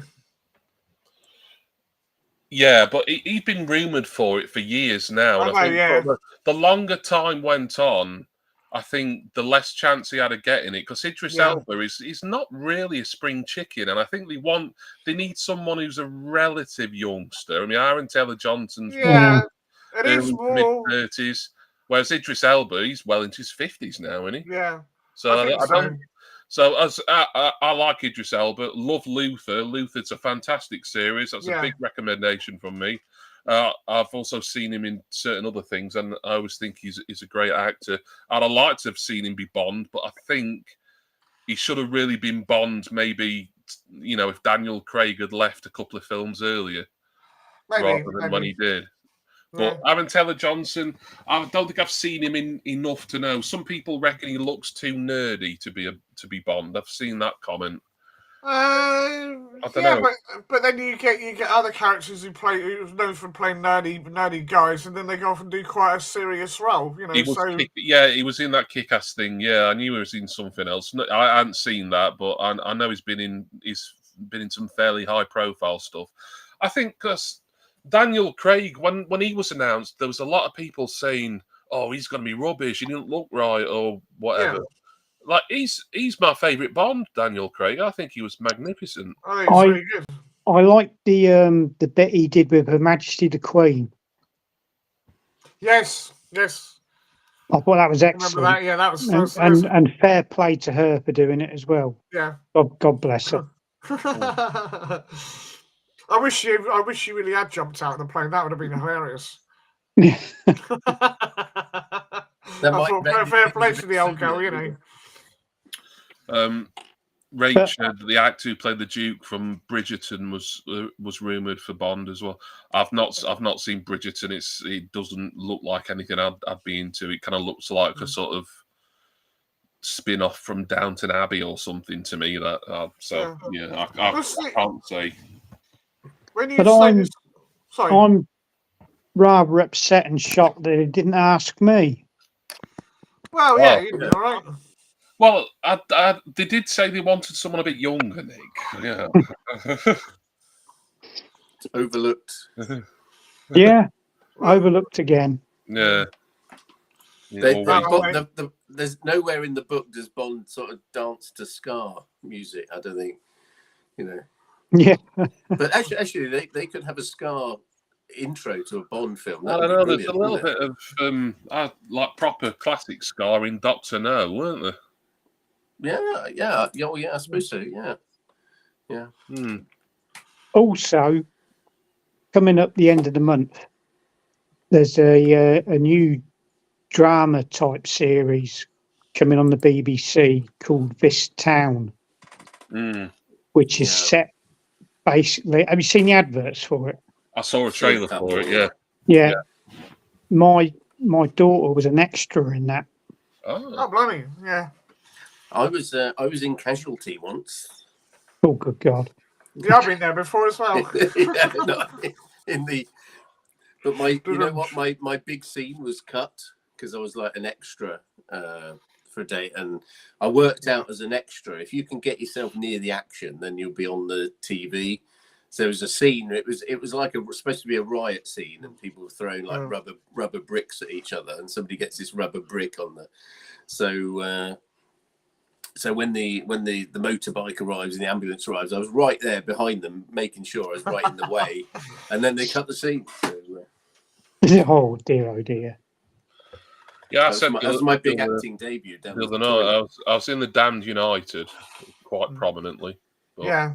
That's a good film. A lot of that was shot locally, so it was easy to go and be an extra in, really.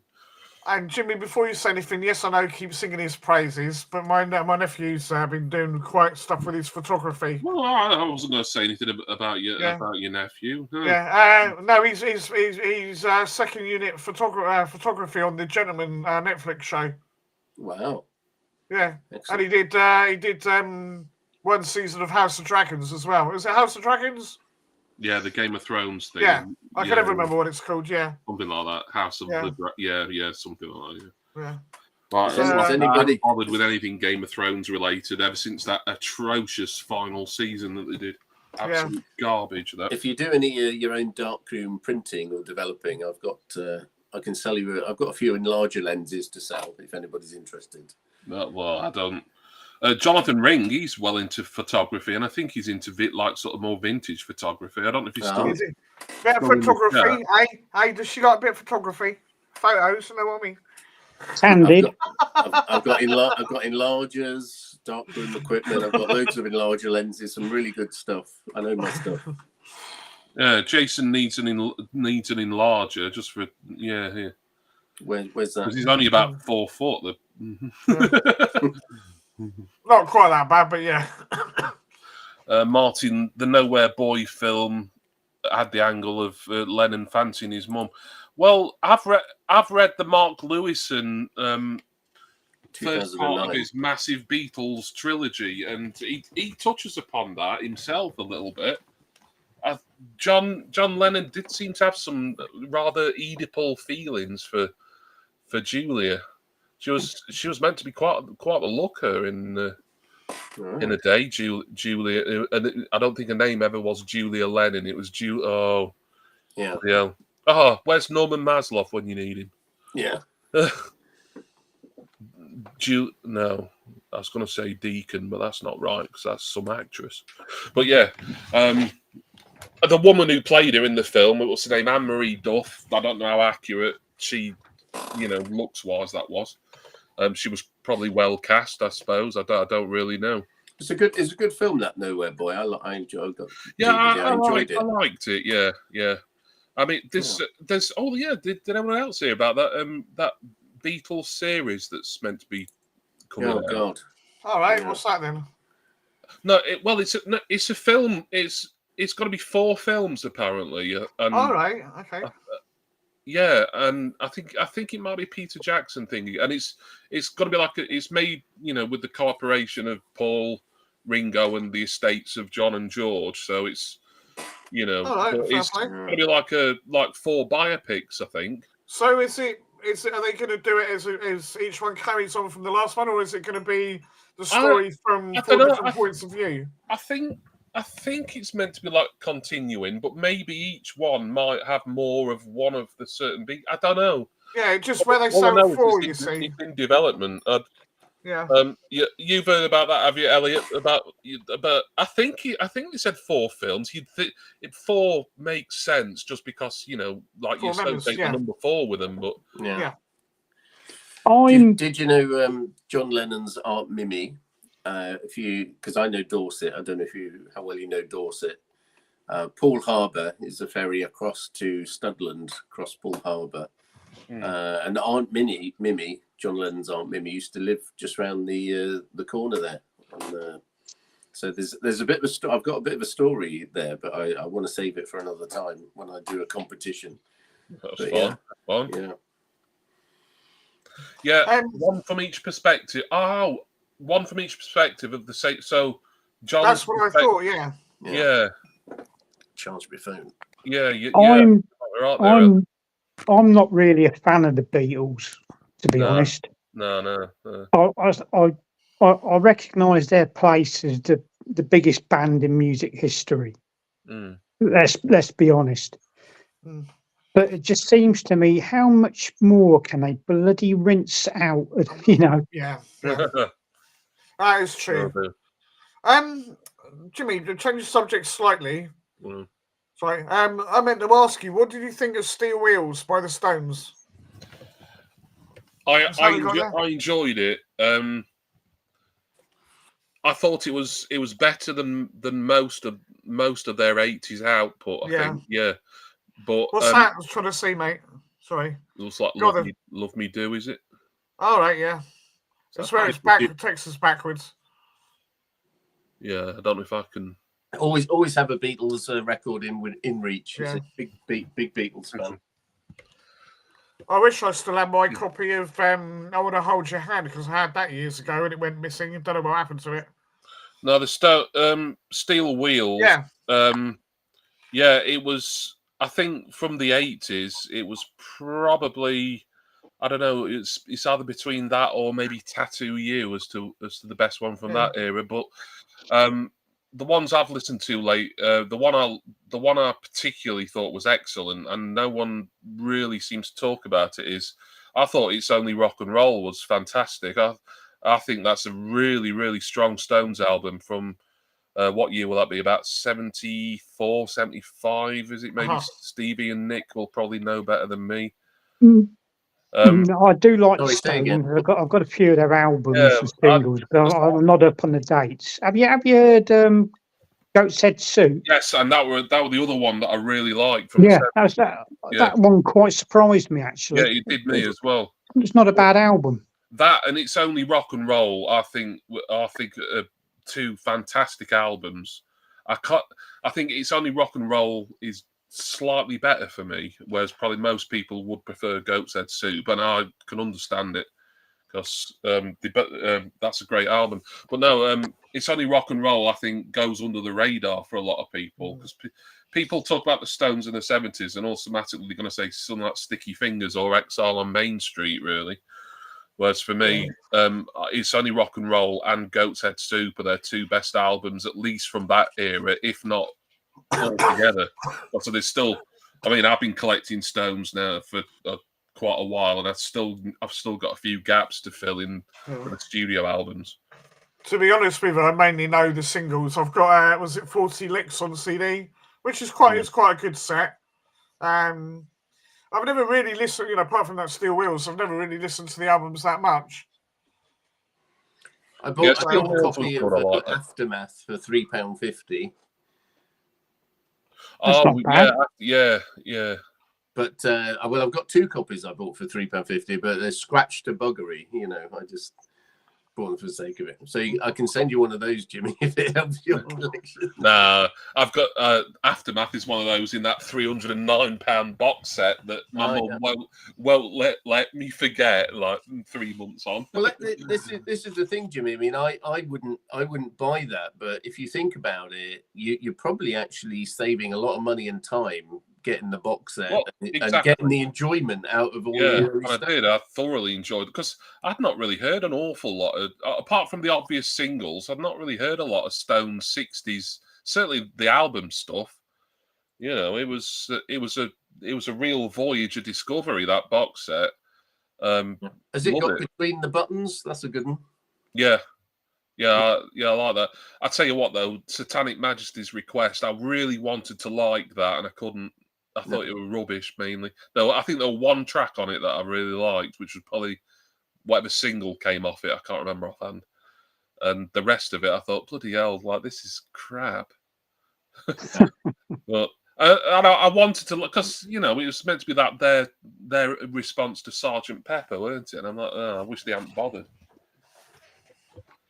Yeah, I concur. Anyway, gentlemen, I'm going to hit the hay because I'm up at 5 o'clock tomorrow. All right. Well, nice to see you, Nick. Like I say, looking forward to the two-tone stuff in May. Yes, definitely. I will give you a reminder and stuff before then. But cheers, thanks for Well, like I say, listen away to the music and pick out your favourites. And if you got any recommendations, mate, you know. well, I'll recommend them at the time. Yeah. Fair enough. All right, yeah, fair enough. You've got to go away and like learn for yourself. That's yeah, what no, that's all right. Yeah, I told you were a lazy CUNT. No, just I can look for myself. I'm just saying, you know, I like people's opinions. This is bullying in the workplace. Yeah. Yes. Yeah. I never knew what it was like to be a proper bully until I met Jason. It was like, oh, Yeah. I can see why all them kids who picked on me, I could see what they got out of it at school now. Yeah. Now I've met Jason, yeah, it's enjoyable, this bullying. The thing is, I didn't really get picked on much at school. Left to my own devices. I see Michael in the chat there. I was talking to him a while ago. You know, you did your ranking of 80s sort of best-selling singles. Oh yeah, the singles ranking. Yeah. He had a suggestion. You should do like a ranking of disappointing vinyl community channels. Oh, yeah. Because we haven't got enough drama, have we? Exactly. You get a lot of views, I bet. You know. Oh yeah. Anyway, good night, gents. All right, cheers, Nick. All Thanks, right. mate. Yeah, good to see you, buddy. Oh. There goes Nick's Vinyl Butty. Make sure you check him out if you're not Definitely. a subscriber, which I'm sure plenty of you who are watching or have been watching do know Nick, but lovely fella. Yeah. It's a butty full of vinyl. Yeah. Yeah. Yeah, he makes sandwiches out of records. Yeah, it's bizarre. Nom, nom, nom, nom. Lovely. Vinyl Richie is a Scar fan. Yeah, you'll enjoy our two-tone discussion when that takes place, even though me and Jason will be sat there really just quietly, just learning. Nodding. Yeah. Ah, yes. No, you don't need to go, ah, yes, like you're a bulldog out of an insurance commercial, Jason. I'm messing about, mate. No, it should be good. I mean, a lot of it I probably will remember. Simon, don't worry about it. Look, like I say, look, if you and Elliot needed to clear the air, if this was the place to do it, that's fine. I don't mind. You haven't disrupted anything as far as I'm concerned. If anything's sorted, then that's a positive as far as I'm concerned. I've been sort of half keeping an eye on your conversation, and I think you're both making some interesting and fair points. Yeah. But I'm not gonna, get bogged down in all that now. But you've been discussing and debating heartily, and that's absolutely fine. So no need to apologise, Simon. It's absolutely fine, mate. And like I say, you could have come up on the panel if you'd wanted. I mean, it's kind of been going for over 3 hours here. So it's probably a good time for me to say this was a successful test. Very successful. I don't know when I'm going to go live again before Sunday. I do want to do one more test, I think. I could probably do with doing a few, but it's got to be too samey. And so I might do another stream in a couple of days or 3 days or middle of the week-ish. Before Thursday, because then like Ian's got his thing on Thursday. I want to be involved in that. Yeah, Simon presumably will have his thing on Friday, and then we've got the Sodcast next Sunday. So maybe Tuesday or Wednesday, I might. But it's just a test thing, and if it doesn't last as long as this, fine. But I'm glad it lasted this long because it's shown that my cameras and the browser's not crapped out. In under 3 hours 15 minutes nearly. Richie's trying to think of an excuse to go to the store so he can get a six-pack. Do you need any milk? Milk's always. I was just going to say that, yeah. Or bread. If you need a loaf of bread or a pint of milk, yeah, that'll do. And then need to get a packet of cigarettes for gas. Well, yeah. He's only smoked about 30 in last hour, so he's cut down. He's cut down a bit, I think. Yeah, but that's it's that in one go though. He would do if he could, probably. But how do I end this? Yeah, so I'm going to end this now. But everyone who's come in, thank you to everybody. Appreciate it. Thank you to Jason, Nick, and of course Stevie for joining me on this panel. Like I say, Stevie's Vinyl Cupboard. Please go and check him out. And he's put a brilliant video about new order set lists up today. So I'd love for people to go and watch that. And I will be doing a response to it at some point. I'm going to film it fairly soon, maybe even this week. There's no rush. Yeah, but it won't go on the channel until later on in April sometime. Yeah, I look forward to it. There will be a response. Yeah, it has been good, Simon. I appreciate you coming in, mate, and Richie, of course, as well. And Zeb's been lurking. Thank you, Zeb. You could have said hello at any point. Lurkers are welcome, but, you know, it's nice if you say hello as far as I'm concerned. But, you know, some people just like to lurk, and that's fine. Yeah, cheers, Craig. Thank you, everyone else. If I've forgotten to mention anyone, Jason, of course. I already thanked you, didn't I, Jace? Yeah. Bloody hell, I'm not thanking you. Do it twice if you want, you know. No. Oh, sugar. Is there something wrong with you? Yeah, cheers, everyone. Appreciate it. And I'll do another test, StreamYard, but different browser. You don't need to know about that. It's boring stuff. But thanks.